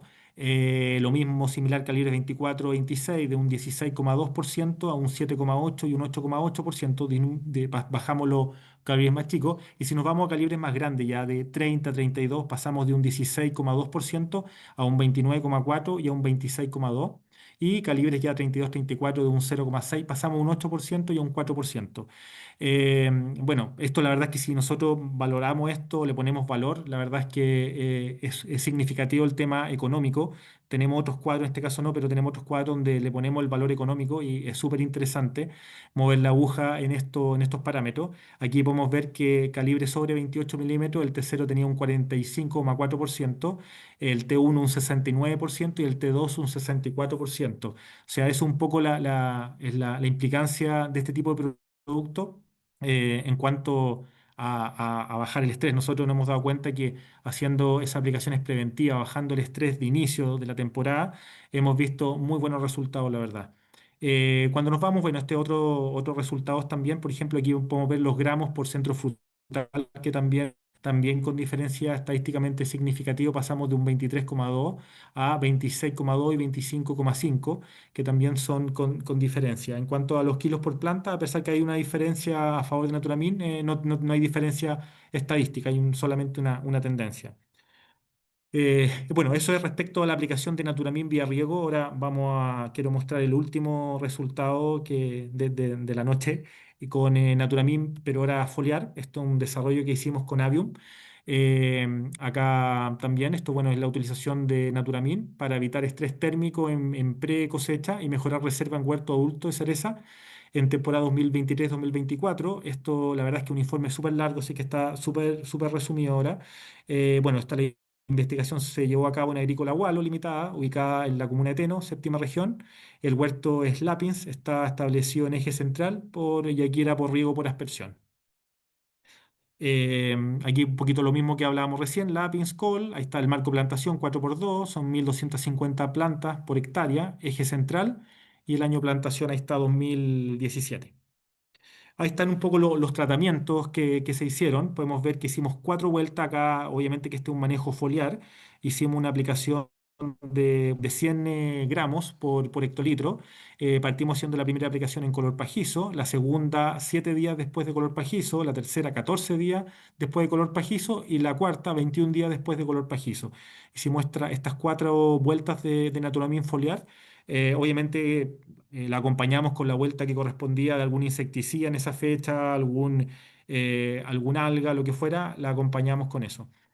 Em, Aquí podemos ver también, bueno, y aquí ya tenemos los primeros resultados. Podemos ver que aquí lo interesante es que pasamos, en cuanto al peso o a los gramos, pasamos de 12,2 a 13,1. Aquí tuvimos la diferencia, aunque se note poco, pero con diferencia estadísticamente significativa, pasamos en aumentar un gramo por fruto, y si eso nosotros lo multiplicamos por la cantidad de frutos, por la cantidad de árboles, la verdad es que es súper interesante el resultado. Cuando nos vamos ya al tema de los calibres, que también es interesante, aquí podemos ver también calibres chicos, por ejemplo, calibres de 24, 25 o 26 milímetros, bajamos de un 4,4 a 1,6. Por ejemplo, calibre jumbo, que es lo que no quieren los chinos ya, pasamos de un 12,8 a un 6,8. Y si nos vamos ya a la sumatoria o los calibres más grandes, por ejemplo, podemos ver calibres de 30 a 32 de un 37,6 a un 46% y gigantes de un 9,6 a un 14,8. Aquí lo que podemos ver con diferencia estadísticamente significativa es que el testigo tuvo un 82,4% de fruta sobre 28 y con la aplicación de Naturamin foliar un 91,6, con diferencia estadísticamente significativa en cuanto a calibre. Eso básicamente lo que les quería comentar respecto a Naturamin. Volver a insistir que un producto que tenemos súper validado, la verdad es que en muchas especies lo aplicamos desde palto, cítrico, la verdad es que siempre más o menos con los mismos resultados. Y vuelvo a insistir que de nuestra experiencia de hartos ensayos, de hartos años de estudio con universidades, con consultoras, para poder obtener resultados quizás en la temporada. Lo que hemos hecho de alguna manera es aplicaciones preventivas, hemos tenido mucho mejor resultado. Antiguamente partíamos siendo aplicaciones después de cosecha, ahora partimos un poco más temprano y hemos visto mucho mejor efecto después. La planta está mucho más cómoda cuando llega este estrés de verano, la planta lo puede afrontar mucho mejor. Así que eso es lo que les quería comentar. Si hay alguna consulta, si no me equivoco, la contestamos por el chat. Bien. Súper, Jesús, muchas gracias. Bueno, están tus datos, pero de todas maneras vamos a dejar tu correo en el chat para Sí, todos, ningún para problema. que se puedan contactar contigo directamente. Feliz, ningún problema. Si necesitan algún dato de otra experiencia, las dosis, cualquier cosa, ningún problema. Súper. Muchas gracias, Jesús, y se correlaciona mucho a la información que entregué anteriormente, así que Sí, muchas gracias totalmente. No, a ti, Cristian. por Muy el bueno, apoyo oye. técnico que nos diste hoy día. No, muchas gracias a usted. Que suerte, Álvaro, que te vaya muy bien. Gracias. Gracias. Saludos. Hola Álvaro, Hola, Hola, Cristian. Álvaro. bien, ¿y tú cómo estás ahí? Bien, gracias. Gusto saludarte. Qué bueno. Oye, ya, pues nada, pues, te dejamos a ti ahora. Vamos con Gracias. Álvaro. Muchas gracias. Ya. ¿Se ve ahí? Sí, se ve perfecto. Ya. Primero que todo, buenas noches a todos. Agradecerle a Cristian la invitación a participar en su curso, a Mundo Agro también por la gentileza de aceptarlo y darle la buena bienvenida. Eh, Este es un tema súper importante. A mí me gusta harto y me apasiona harto el tema del manejo del estrés. Cristian abordó durante toda la producción del cultivo y me dejó algo que me dejó en cargo en términos de que esto es como el término de todo lo que él presentó hacia atrás del trabajo de la temporada, que es todo lo que hacemos para lograr una fruta de calidad. Hay que cerrarlo en la temporada y hay que cerrarlo en la cosecha, donde si bien Cristian dijo que a nivel de producción habían dos tipos de estrés, que el abiótico y biótico, aquí nos enfrentamos a un estrés más, que es el estrés nuestro, el estrés de lograr sacar la cosecha adelante en el menor tiempo posible, con la mejor condición posible, y eso a veces nos lleva a cometer algunos errores involuntarios, por supuesto, y es súper importante que lo abordemos y lo comentemos y recordemos algunos puntos interesantes para llevarlo adelante. Eh, esto yo creo que es la base de reconocer qué es a qué nos enfrentamos. Nuestro enemigo principal en la cosecha es la deshidratación. La deshidratación no solamente porque voy a tener o voy a lograr tener una pérdida de agua, que es básicamente lo que es deshidratación, sino que eso lleva también un tema que relacionado a la pérdida de la apariencia de la fruta y a la pérdida de la condición finalmente, que son dos factores súper importantes que debo abordar porque en las 4 u 8 horas que dura mi cosecha del día, yo me puedo afectar en el 38% de la pérdida de la deshidratación total de la fruta, considerando desde la cosecha hasta el destino. O sea, yo en el día me echo más de un tercio del total de la pérdida de deshidratación de la fruta que viaja 30 días. Entonces, por eso es importante. Eh, ¿Qué es la deshidratación? Lo que le acabo de comentar de la pérdida de agua, que está vinculada principalmente por los factores que son temperatura, altas temperaturas, baja humedad relativa y altos vientos. Eh, yo vivo particularmente en una zona muy ventosa, productiva de cereza, que es Angol, y para nosotros no solo es un tema de temperatura y humedad relativa como en otras zonas, sino que también el viento afecta mucho en cuanto a esto.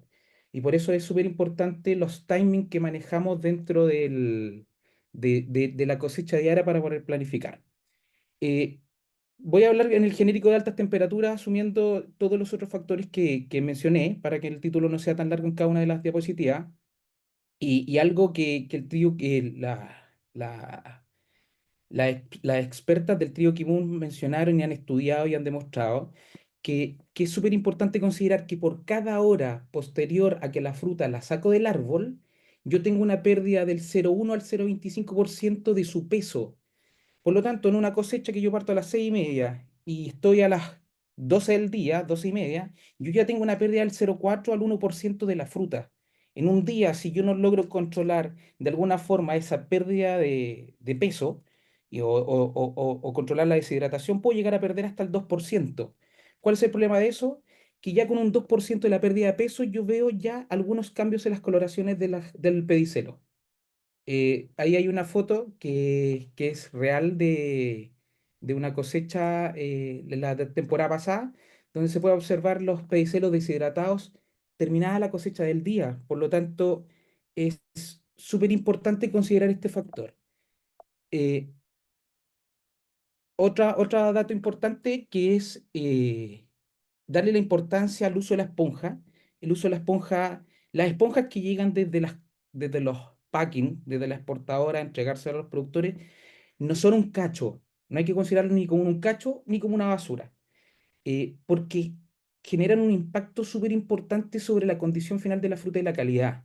Y ahí vemos un poco del tema que ya definió, que es el déficit de presión de vapor, Cristian, y es increíble cómo disminuye desde el solo usar una carpa térmica, que básicamente llega a la pérdida del 2% del peso, al usar la esponja, que es menos perdón, del 0,2 a la mitad al menos en cuanto a la pérdida de peso, y la temperatura de la pulpa es también significativamente menor, solamente por el uso de usar una esponja mojada.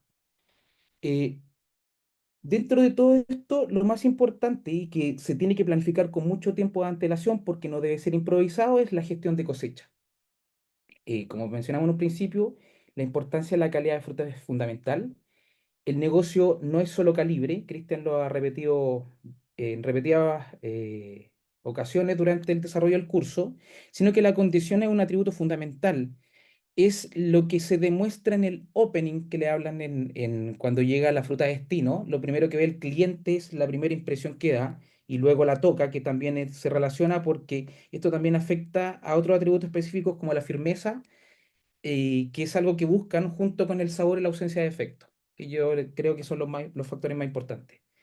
Algo re importante que hay que recordar es que la condición y la calidad de la fruta no se mejora en post cosecha, solo se logra mantener.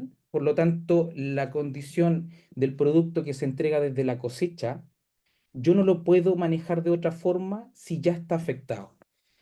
Ahí hay algo súper importante, que es decir que la cosecha oportuna y esta gestión de cosecha me va a dar las piernas de la fruta para lograr viajar al menos los 30 días con destino China, porque hay que considerar que tenemos los días de cosecha, proceso, después de proceso a despacho, embarque, el viaje, que son al menos 21 o 23 días, y después tengo el desembarque, el desaduanaje y la llegada y venta en el mercado.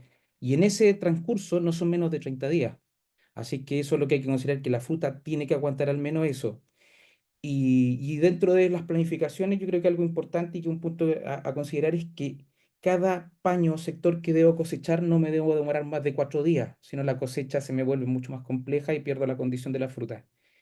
Esto es lo que yo no quiero, esto es lo que es indeseado y no debería llegar en destino. Lamentablemente mucho de esto es una bolsa en destino, ¿ah? Es un reclamo de algún cliente. eh, y esto es lo que yo no logro ver inicialmente cuando entrego mi fruta en el packing, pero ya desde ese momento en adelante, esta fruta ya va con la señal del deterioro. Se ven por ahí algunos pedicelos deshidratados, se ve la piel de lagarto, que es deshidratación, y algunos otros problemas como partidura y algunos picking. Y dentro de la gestión de cosecha tengo que empezar a acuñar algunas cosas que son súper importantes de considerar. Por ejemplo, que mis horarios de cosecha ideales son desde las 6:30 de la mañana hasta las 1 2 de la tarde, dependiendo de la temperatura del día. Esto solamente tiene excepciones en términos de que puedo tener algún día un poco más nublado o un poco más agradable de trabajo y alargar un poco la jornada, pero al menos tengo que planificarme para cosechar en ese horario. Eh, Hay otro tema importante que es los timings desde que yo coseché el primer tote del lote hasta el tiempo del hidroenfriado no debe ser mayor a 3 horas. Esto es asumiendo de que yo no tengo hidro en el campo. y el ideal es llegar a 3 horas. Si yo tengo un hidro en el campo, lógicamente no me puedo demorar más de 1 hora en hidroenfriarlo. Si no, no tiene ni un sentido haber invertido y tener la gestión sobre el hidroenfriado en campo.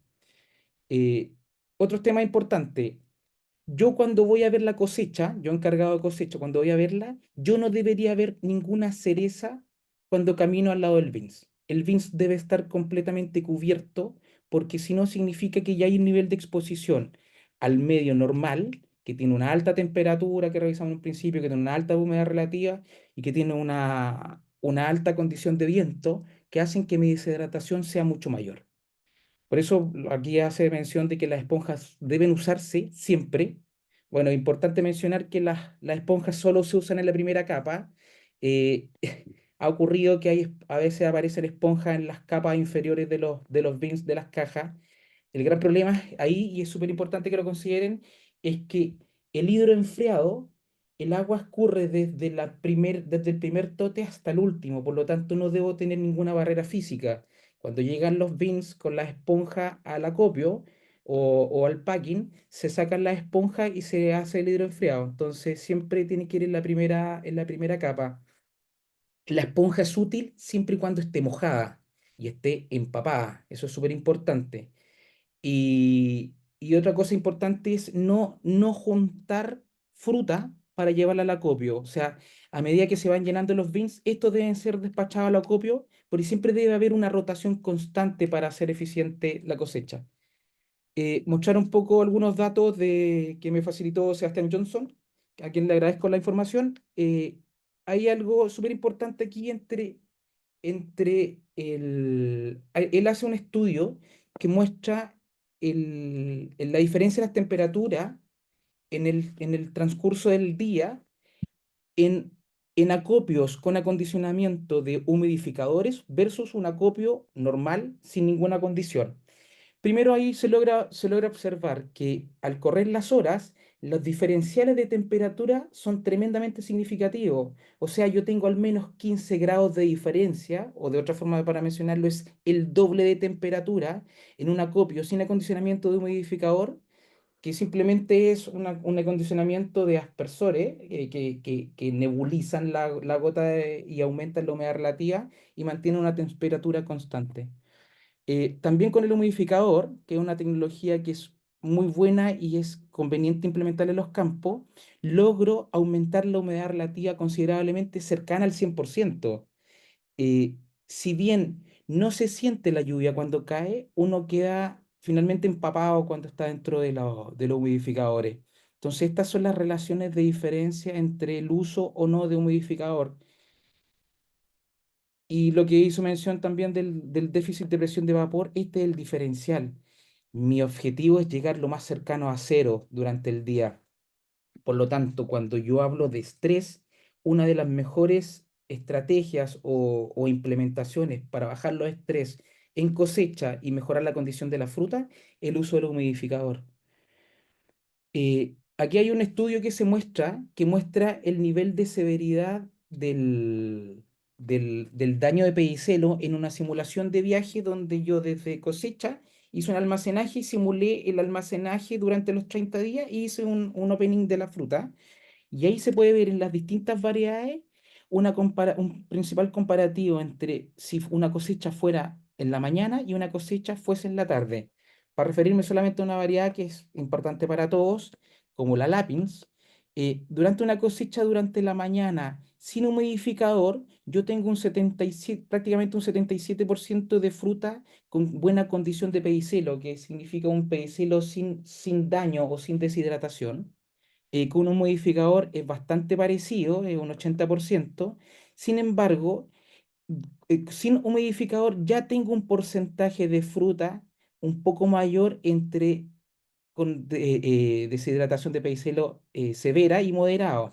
Pero lo que ocurre en la tarde es mucho más notorio y dramático porque yo durante la tarde, sin humidificador, tengo más del 50% de la fruta que ya la estoy exponiendo a un daño de deshidratación de pedicelo, que se hace mucho más evidente en destino, versus el uso de humidificador, que solamente muestra un 15% de algún nivel de deshidratación de los pedicelos.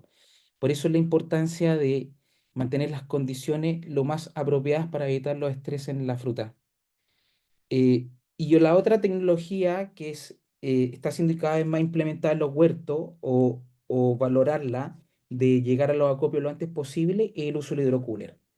Porque mi historia se puede definir entre el antes y el después de hidroenfriar la fruta. El antes de hidroenfriar la fruta, todo es en velocidad máxima. Todos los procesos están completamente acelerados y la condición de la fruta se deteriora mucho más rápido, como cuando se usa el hidrocooler y se baja la temperatura rápidamente, porque desde ese momento todo el proceso metabólico de respiración de la fruta se ralentiza. Por lo tanto, la durabilidad de la fruta y la condición es mucho mayor. Estos son hidrocoolers de campo, eh, que es re importante considerarlo porque la gracia de esto es que yo en una hora ya tengo bajadas las temperaturas de la fruta, por lo tanto es tremendamente práctico para los productores o grupos de productores que puedan hacer volúmenes significativos. Sin duda es una tremenda herramienta para los campos. Eh, un tema importante con el hidrocooler tiene que ir de la mano de que esa fruta, desde que es hidroenfriada, tiene que mantenerse con una baja temperatura. Lo peor y lo más sin sentido es hidroenfriar la fruta y dejarla a una temperatura ambiente, porque naturalmente va a volver a esa temperatura. Y el gran problema ahí es que la fruta es muy riesgoso hidroenfriarla dos veces, aparte de que significa un costo no menor. Por lo tanto, siempre la idea es acondicionar. Lo ideal es tener una cámara de mantención fría. Este es un productor de la zona que tiene aquí una cámara, el hidrocooler está en toda esta zona y tiene una cámara de mantención de temperatura baja. Y si no, lo importante es tener lo más cercano y próximo los camiones que se van a ir cargando con la fruta para tenerla seteada lo más bajo posible y mantener la temperatura baja. Puntos claves para considerar dentro de un hidrocooler. Un hidrocooler. Primero, la ubicación. Tiene que ser una zona techada o sombría. Tiene que ser de un sector nivelado porque es súper importante la distribución del agua dentro de los hidrocoolers y la homogeneidad del enfriamiento que puedo lograr. Porque tengo que considerar que tengo dentro de cada bins, tengo 3 corridas de bandeja de fruta, de los totes de 9 kilos. Por lo tanto, si yo cargo uno o dos bins dentro del hidrocooler, tengo que pasar demasiadas barreras y en un tiempo bien acotado. Por lo tanto, para mí lo más importante es que ese hidroenfriado sea lo más homogéneo y parejo posible. Y para eso también es re importante tener el correcto uso de la bandeja de distribución, que está en la parte superior del hidrocooler y que va distribuyendo el agua y que la idea es que tampoco no tenga ninguna obstrucción. Otro tema súper importante es la sanitización del agua, porque si bien la fruta nosotros la mantenemos siempre en una buena condición sanitaria, que es el ideal, la cosecha trae cualquier cosa dentro de los totes. Hay mucha hoja, que lo ideal es mantenerlo lo más controlado posible, y hay mucha circulación de polvo, tierra, que sin duda puede llegar a contaminar. Por lo tanto, lo importante es que esa fruta, perdón, ese agua del hidro esté clorada. Primero, el clorado tiene que ser siempre con agua fría, que es la misma precaución que tengo que tener cuando yo cloro el agua para empapar la esponja. El nivel de cloro libre debe estar del orden de las 60 a las 100 partes por millón. Y esto tengo que irlo controlando durante todo mi tiempo de cosecha o todo mi día. Para eso es súper importante tener estos medidores de cloro, que son estas típicas tiritas que se pueden comprar y irlas corrigiendo. Ahí les dejo la fórmula para el cálculo de los volúmenes de cloro, que considera el volumen del estanque, cuáles son los ppm deseados. Lo importante es conocer qué porcentaje va a tener el cloro, el porcentaje de cloro del producto comercial que voy a comprar y les dejo un breve ejemplo también para que lo tengan en cuenta. Otro par de puntos importantes son la temperatura del agua. La temperatura del agua tiene que ser lo más cercana a 0 grados. Tengo que estar monitoreando posterior a la pasada de la fruta y eso es súper importante considerarlo porque yo cada vez que meto fruta, meto calor dentro del hidrocooler, que hace que mi temperatura naturalmente aumente. Por lo tanto, yo tengo que mantener y conocer mis tiempos para que esa temperatura vuelva lo más cercana a cero y pueda hacer un nuevo ciclo de hidroenfriado. Es súper importante también los tiempos. El tiempo para lograr la temperatura pulpa, que idealmente debería estar del orden de los 5 o 7 grados Celsius, eso no debe ser más de 2 a 5 minutos. Hay muchas normas que hablan de 7 10 minutos, pero la verdad es que tengo que avanzar primero también con algo que es evaluar mi cinética de partidura de mi fruta, porque tengo hartos problemas que pueden condicionarme una mayor partidura de fruta. Hay una gran diferencia entre hidroenfriar en la mañana, fruta mucho más fría naturalmente desde el huerto, o enfriar fruta en la tarde, que está con el calor de todo el día. Hay variedades que tienen una sensibilidad mayor a partidura y hay una sensibilidad mayor también de la fruta si esta está llovida. Este es el caso de una fruta que fue hidroenfriada y se puede observar que en cada uno de estos nuevas partiduras son debido al hidro, pero es de fruta que ya estaba llovida y ya tenía partidura en estrellas de tiempo anterior. Entonces, esta fruta con una misma condición de temperatura y tiempo que una fruta normal que se estaba haciendo antes de esta, en la misma variedad, pueden sufrir distintos problemas.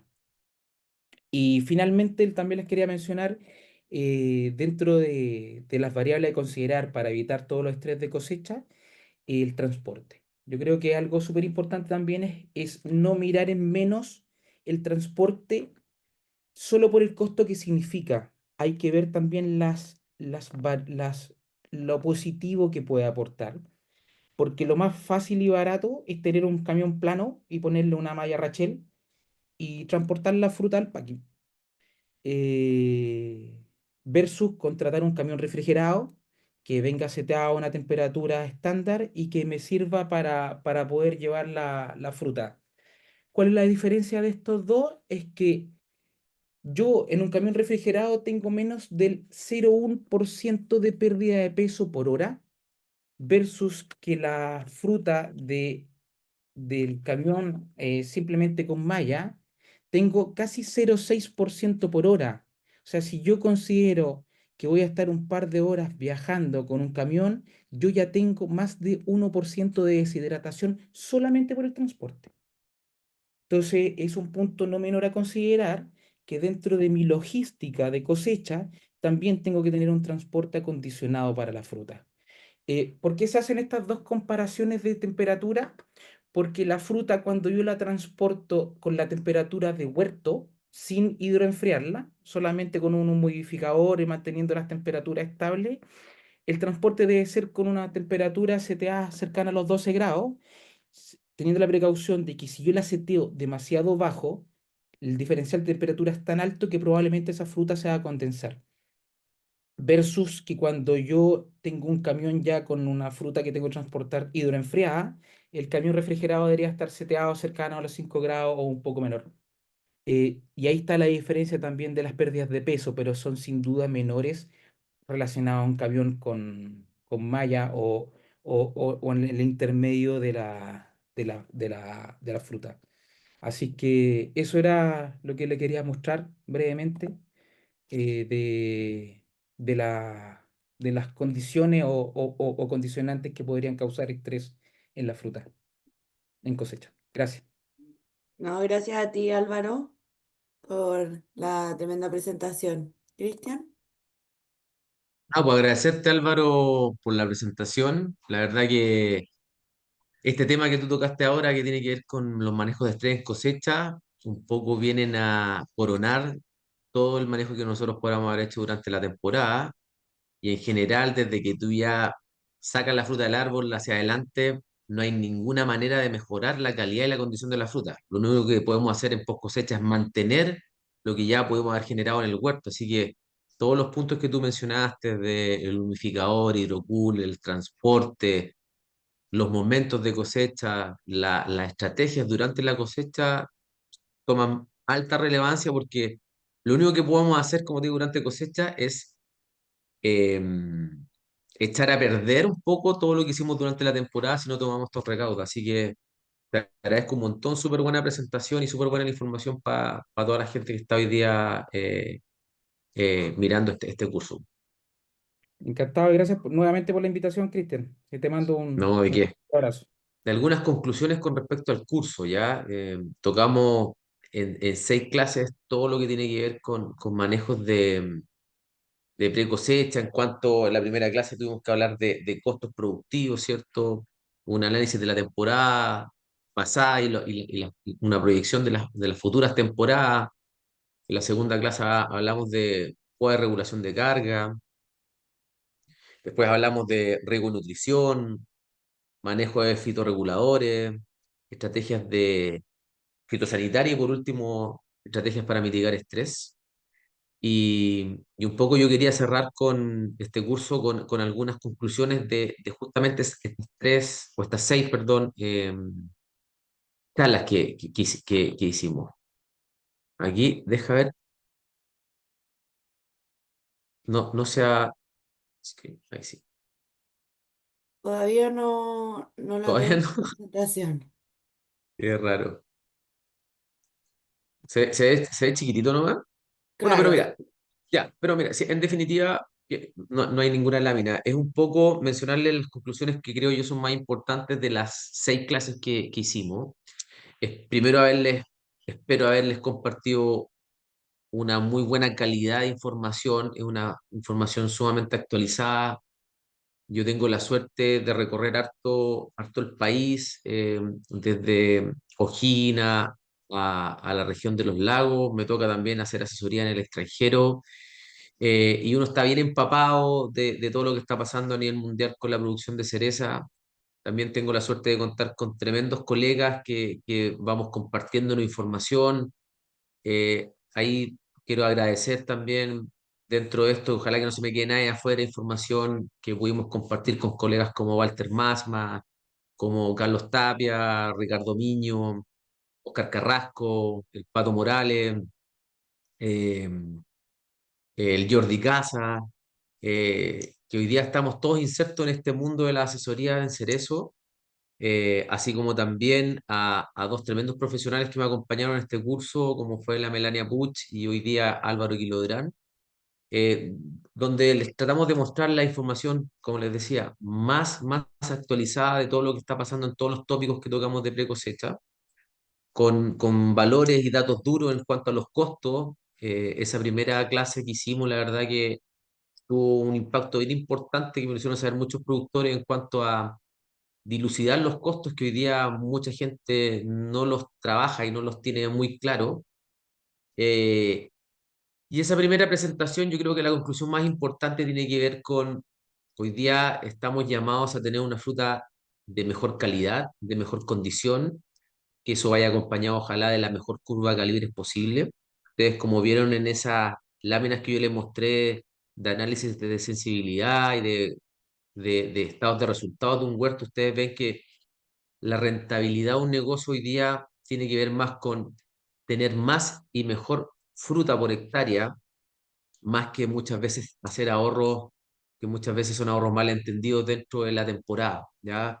Ahorrarse una aplicación de algún fungicida, de algún insecticida, de alguna acaricida, de algún regulador de crecimiento cuando realmente es necesario, o justamente de los productos que mencionamos en esta clase para mitigar, atenuar ciertos estrés que en una especie tan rápida como la cereza, que 60 80 días desde plena flora cosecha, no tenemos tiempo, no tenemos chance para estar 1 o 2 semanas con algún estrés. Por lo tanto, a gran resumen de la primera clase, cuando hablábamos que el 25% del costo total de producción correspondían a insumos, la verdad que hay insumos que dependiendo del diagnóstico que cada asesor con ustedes haga, son de sumamente importancia para generar este potencial productivo que necesitamos tener hoy día. La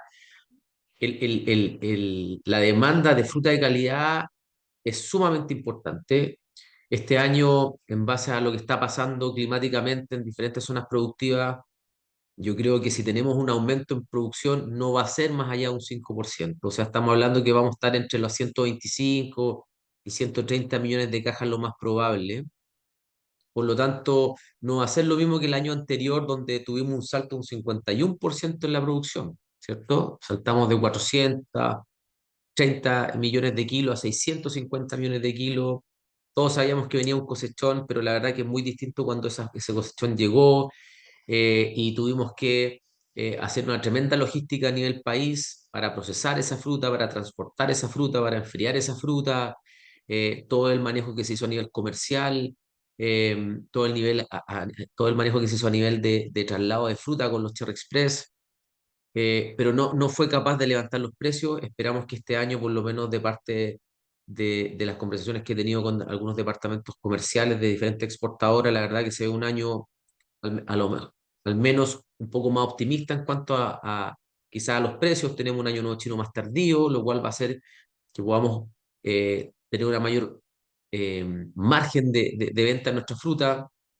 Eh, por lo tanto, hoy día yo creo que con esa primera clase la gran conclusión es tratemos de diagnosticar muy bien nuestros problemas para potenciar muchas veces nuestros programas, nuestras estrategias, tanto nutricionales, fitosanitarias y de manejo.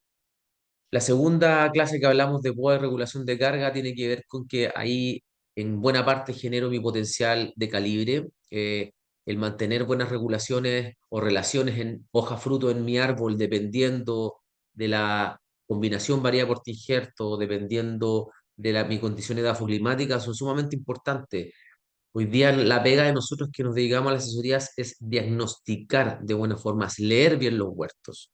Para hacer copy-paste, ustedes con estos cursos pueden perfectamente estudiarlos, analizarlos, discutirlos y tomar decisiones.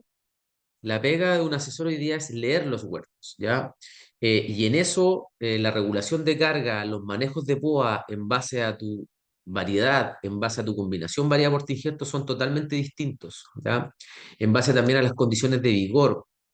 Hay muchas veces que hay que hacer podas en verano, otras veces hay que hacer podas en invierno, no siempre seguir una misma tónica de, no, yo siempre puedo en verano, yo siempre puedo en invierno, dependiendo de la lectura que yo hago como asesor, dependiendo de las condiciones que tuve durante la temporada y la respuesta a los manejos que yo hice, donde uno va tomando decisiones si es necesario hacer una poda de luz, si es necesario hacer una poda tardía en verano, si es necesario hacer una poda en invierno. La magnitud de esa poda también es sumamente importante, entenderla, digerirla, hacer regulaciones de carga con recomendaciones simples, que sean binarias, sale o queda, no que corto a la mitad, que acá corto a 3 tijeras, acá a 2 tijeras, una tijera. Lo importante, la importancia de la supervisión de las labores toma gran relevancia. Después, cuando hablamos de riego y nutrición, claramente el riego aquí es fundamental para expresar este potencial productivo, y el tema nutricional tiene que ver muy bien con el diagnóstico, ¿ya? Con el diagnóstico en cuanto a conocer muy bien los requerimientos de esta especie, y para eso hay que conocer muy bien primero la física de ese suelo, conocer muy bien las clases texturales que tenemos en ese suelo. Las clases texturales, por un lado, en el riego nos aportan una mayor capacidad de estanque, al mismo tiempo nos aportan cierta nutrición, nos aportan un potencial de nutrición para nuestro huerto. Por lo tanto, el diagnóstico en cuanto a hacer análisis de suelo, hacer análisis foliares, hacer análisis en reservas como arginina, como almidón en yema, ser analítica también de fruto, que es sumamente importante. En la clase que hablamos con la Melania, hacer los análisis de yema es sumamente relevante para tomar decisiones con la mayor cantidad de información posible. Pero esa información hay que digerirla, hay que analizarla, hay que discutirla, no que quedemos solamente en papeles y que después nadie haga una recomendación en base a lo que estamos viendo en el huerto. Cuando hablamos de reguladores hormonales o fitohormonas, ¿cierto? O fitorreguladores, entender que no son productos mágicos, si esto no va acompañado de una buena oferta de reserva tempranamente en la temporada, de una buena oferta de azúcares, de fotoasimilados, carbohidratos, como ustedes lo quieran llamar, que se sintetizan por medio de este proceso de fotosíntesis que hacen las plantas en forma autótrofa para generar su propio alimento, no expresa su potencial este tipo de hormona. Súper importante fijarse en el crecimiento de raíces, en establecer un buen sistema de raíces, y para eso primero tengo que ver por qué mis raíces no están creciendo de buena forma, trabajar en drenes cuando tengo problemas de napa, trabajar en compactación con ácidos húmicos, con carbono oxidables, con aplicación de materias orgánicas como compost, como guano, eh, el, también muchas veces incluir descompactación mecánica, ¿cierto? Con subsoladores, ya sea con bulldozer o con tractores con oruga, en algunos casos de los huertos, es sumamente importante para un buen desarrollo de raíces. No basta con aplicar algún promotor auxínico o alguna micorriza o algún bioestimulante, sino primero manejo todo lo que tenga que ver con preparar la cancha para este buen crecimiento de raíces.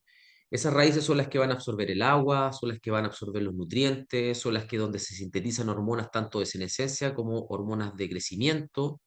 Por lo tanto, el tener un sistema de raíces eh, sano, con crecimiento activo durante toda la temporada, les va a dar sí o sí a ustedes una mayor probabilidad de tener éxito en los objetivos que ustedes se trazan en inicio de temporada. Si eso lo acompañamos de un sistema foliar con una canopia 100% extendida, con hojas sin limitantes o deficiencias de nutrientes, con una buena relación hoja-fruto, el éxito está asegurado. Por otro lado, todo el tema sanitario, hoy día nos estamos viendo enfrentados a un inicio de primavera con distintos fenómenos de lluvias que obviamente están afectando todo nuestro proceso de floración. El llamado es potenciar sus programas fitosanitarios en base a fungicidas de buena calidad que controlen no solamente botritis, sino que también controlen monilia tempranamente, que controlen alternaria, cladosporium, geotrichum, y para eso hay una infinidad de activos, como yo les mostré en la clase anterior, para generar un programa fitosanitario en la temporada. Hoy día no es una temporada cualquiera, hemos tenido una vez cada 7 días, hemos tenido eventos de lluvia, que obviamente generan una mayor presión de estos hongos de pudriciones en fruto. Eso también gatillan muchas veces una mayor presión de hongos de madera y pseudomonas en nuestros huertos. Por lo tanto, el llamado es potencia sus programas fitosanitarios. Estas especies que son perennes, todo lo que dejas de hacer una temporada o lo haces mal te va a repercutir en las próximas 2, 3 o 4 temporadas hacia adelante. Por lo tanto, el llamado es diagnosticar, potenciar sus programas fitosanitarios. Lo mismo pasa con el programa de plagas y en cuanto a insectos y ácaros, cuando tenemos una mayor acumulación de grados día, las plagas se mueven durante la temporada. Entonces, si usted está pensando en hacerme una aplicación para arañita quizás la segunda quincena de noviembre, quizás este año va a tener que ser la primera quincena de noviembre. Quizás el movimiento de las drosófilas con estas mayores humedades relativas que tenemos va a ser un poco mayor si sigue lloviendo durante la primavera. Drosófila se ve beneficiada con altas humedades relativas y presencias de lluvia. Por lo tanto, a ser mucho más consciente con las aplicaciones para Drosophila Suzuki. Y por último, también esto mismo también va generando ciertos estrés por altas temperaturas, por baja temperatura, por exceso de radiación. Los climatólogos nos hablan que lo más probable es que noviembre y diciembre vayan a ser meses donde vamos a tener extremos de temperatura, extremos de radiación, presencia de lluvia durante diciembre, y para eso tenemos que ya ir planificando nuestros programas de partidura, en algunos casos, nuestros programas de homogenizaciones de color, debido a que este año se ha extendido un montón el periodo de floración y eso significa que vamos a llegar a cosecha con frutos de diferentes edades, lo cual va a generar obviamente una distorsión y una heterogeneidad en los colores, en el desarrollo de la fruta. Y para eso hoy día tenemos herramientas a nivel de campo que podemos emplear para justamente compactar, homogenizar nuestros colores, mejorar nuestros niveles de grados Brix, mejorar nuestros niveles de materia seca. Por lo tanto, es una temporada como todas muy desafiante, pero que lo llevamos a ser preventivos, porque hoy día tenemos un montón de información climática hacia adelante, podemos ver cómo viene la temporada, y la verdad que todo hace pensar que vamos a venir con niveles de estrés bastante importantes.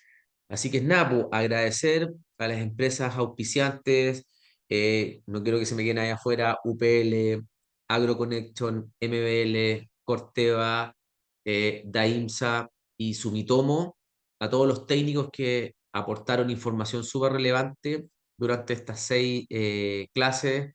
nuevamente a la Melania Puch y Álvaro Quilodrán por haber aceptado mi invitación a participar de este curso para potenciar y entregar mejor calidad de información a todos mis colegas asesores con los cuales pudimos compartir y hemos compartido durante los últimos años, que también me facilitaron algo de información, y a todos mis productores, exportadoras con los que trabajo, que también son sumamente importantes en el día a día, a Crop Solution, que es mi empresa de investigación y desarrollo, junto a mi socia Paulina Navarro, con la cual estamos haciendo investigación y desarrollo acá en el sur de Chile para visar y potenciar algunas estrategias en nuestra zona.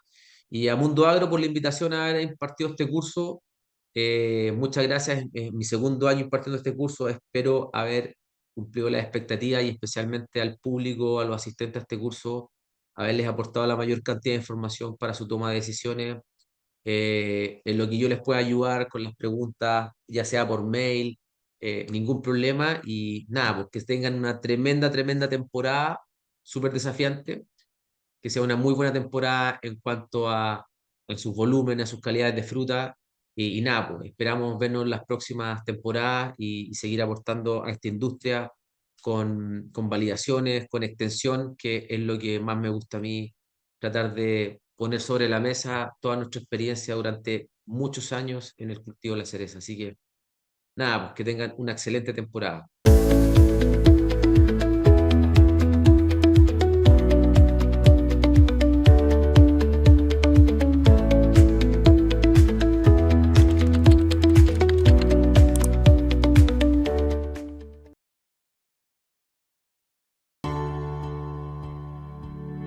UPL es líder en agrosoluciones a nivel mundial. Ofrece alternativas para una agricultura sostenible, con un amplio portafolio de soluciones y biosoluciones de protección y nutrición de cultivos. Nuestro compromiso, OpenAg, una red abierta de colaboración para reimaginar la sostenibilidad y lograr un crecimiento para todos.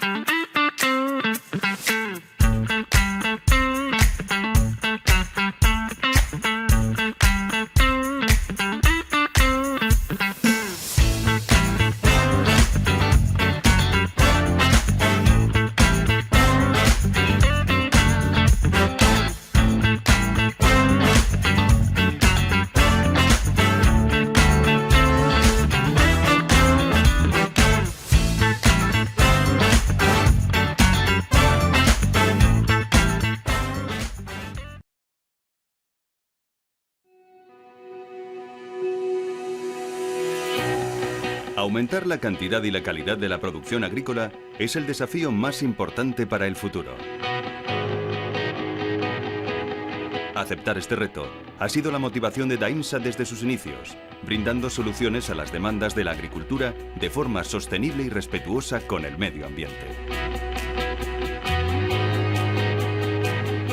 Con más de 40 años de experiencia, 5 filiales propias y una vasta red de distribución presente en más de 40 países, Daimsa es líder en la fabricación y desarrollo de bioestimulantes y mejoradores de suelo y cuenta con un amplio catálogo en correctores de carencias.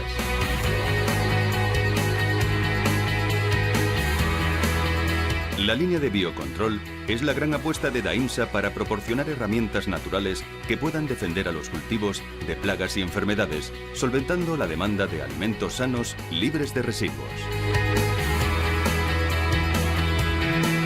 Daimsa forma parte del grupo Sanca, holding empresarial español líder en sectores como la agroquímica y las energías renovables. Samca cuenta con una posición de liderazgo en todos los sectores en los que está presente, con una visión de innovación e investigación en beneficio de sus clientes.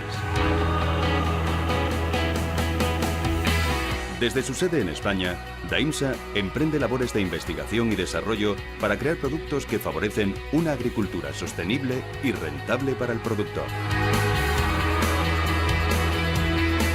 Este trabajo está respaldado por numerosas certificaciones que avalan los productos de Daimsa para su aplicación en agricultura ecológica. Daimsa, agricultura sostenible.